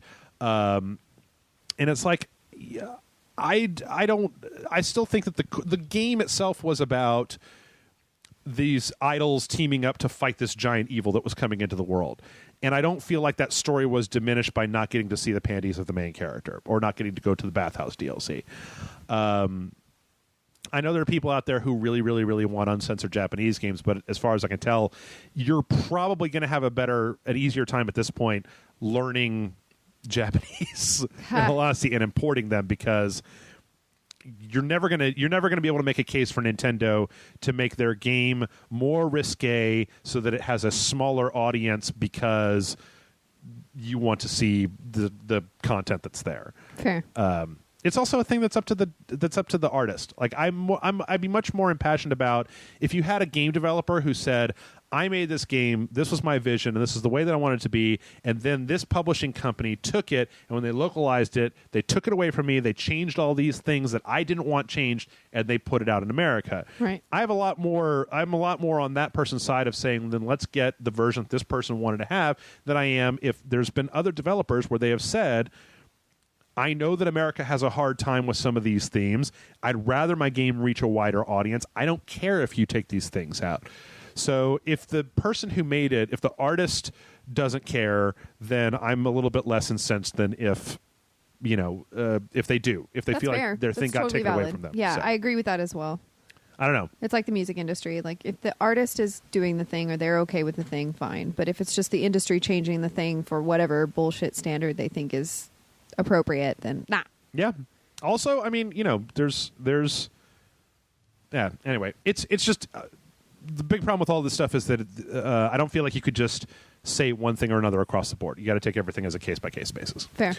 All right, we got a couple more questions here, and then we'll be done. Danny asks, "Dear one and the other one, Danny the bespectacled gamer here. Quick question for you about Star Trek. Having never watched the original series and thus having no nostalgia for it, is it worth watching now?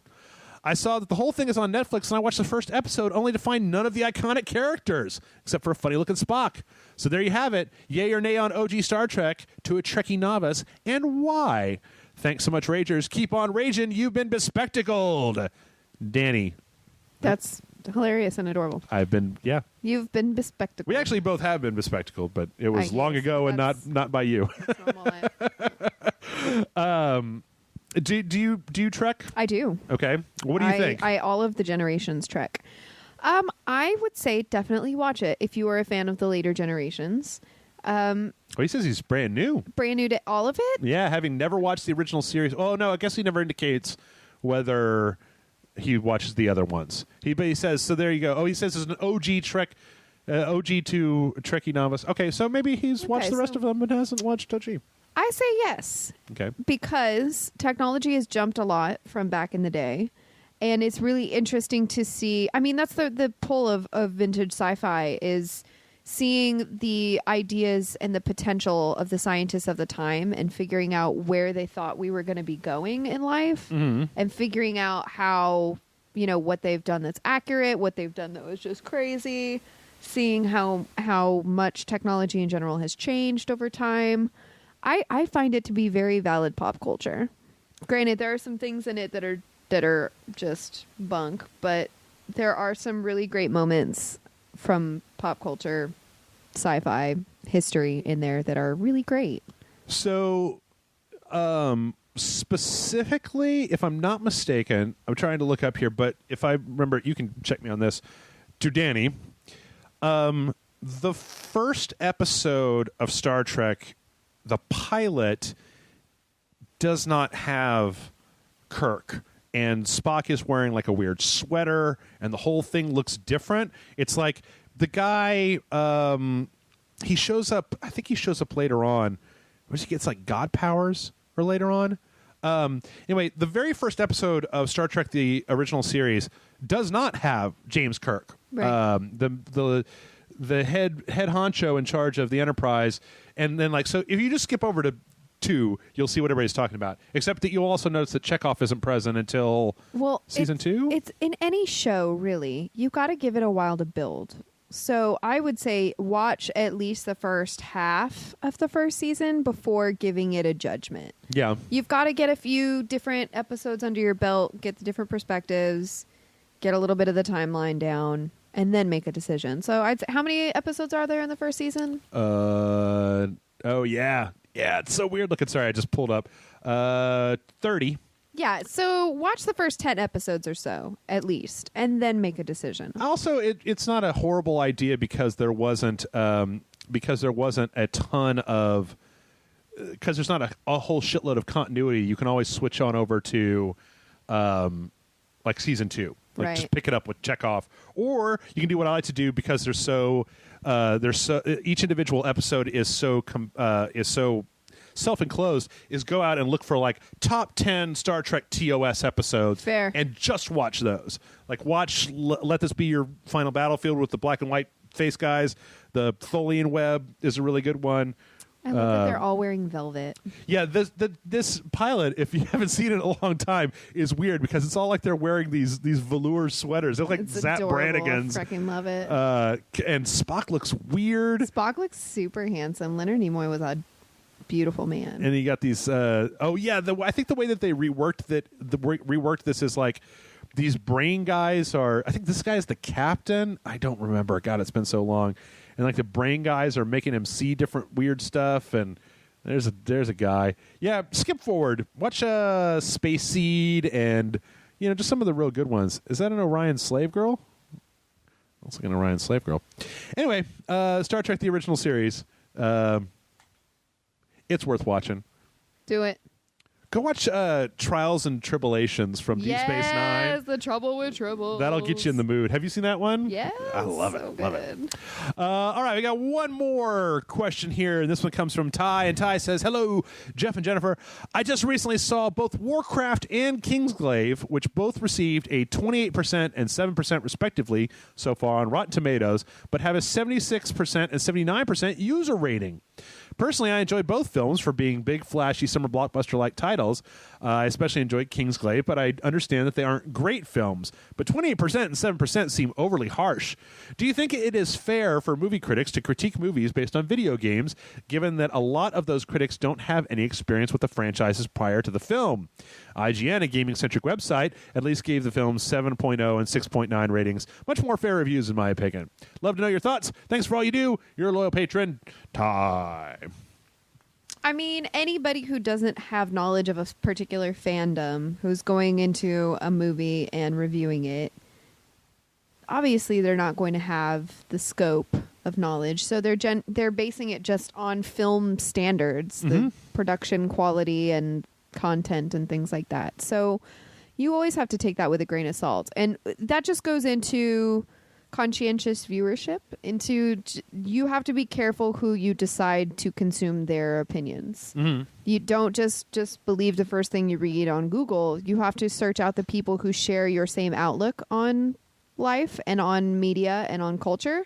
Find those people and pay attention to what they're saying about it. So if you love IGN because every time they make a movie you feel the exact same way that they feel about it, fine, that's great. That's your audience. That's who you need to pay attention to. But do yourself the diligence of finding somebody who shares the same point of view. That's all I'm saying. I think that I mean, Kingsglaive seemed to be relatively self-enclosed, but the other side to this particular argument is that if a movie, like I heard a lot when it came to Warcraft, that it was like, hey, if you know the story of Warcraft, the Warcraft movie is great, but if you don't, you're going to be 100% lost. Right. Now, if that's the case, then Warcraft deserves to get some shit reviews, because you can't.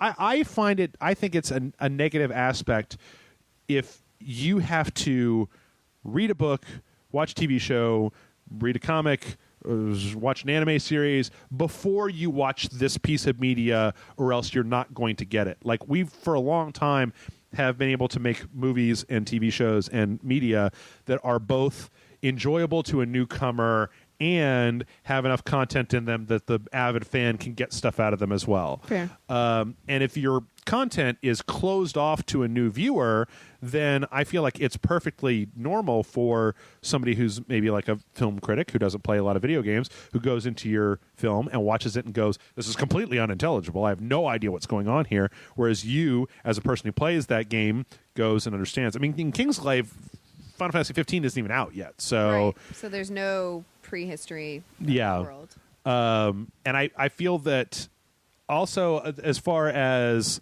the question specifically of do you think it's fair for movie critics to critique movies based on video games? Yes, because movies are movies. Yeah, it's film. And games are games. And you can't, I feel like a movie critic would be... Now, I feel like movie critics get real bitter over time. Most movie critics that I know, I mean, they've watched all these movies, and so when something doesn't live up to the right, to what they consider to be the standard, it seems like a real... It maybe smack it down a little bit harder than I would, Sure. because I like garbage movies.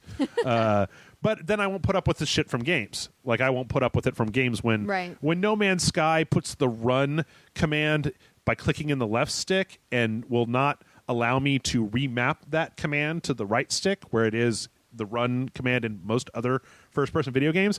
I consider that to be a big fault of that game, even though it's a relatively small thing. You go, I play all these games.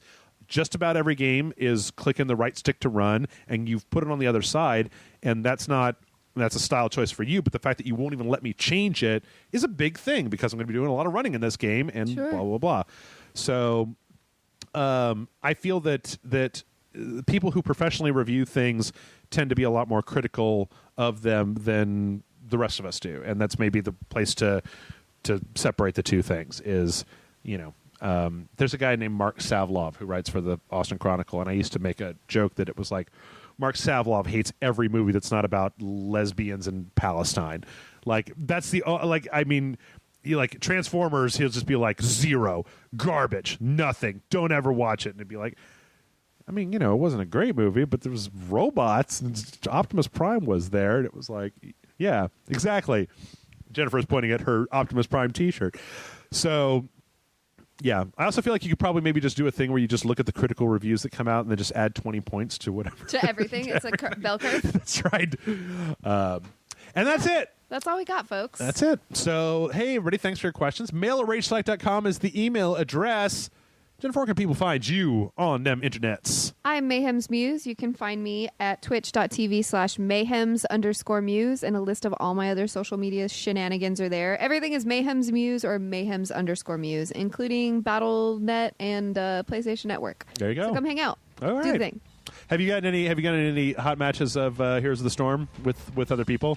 Are you playing competitively against other teams? If by hot matches you mean hot AI matches with some of my friends on my team, then yes. I am not elite yet. I am still total and complete noob sauce. Okay. Give me a month or two to actually have time to play it. Okay, fair enough. We'll see. All right.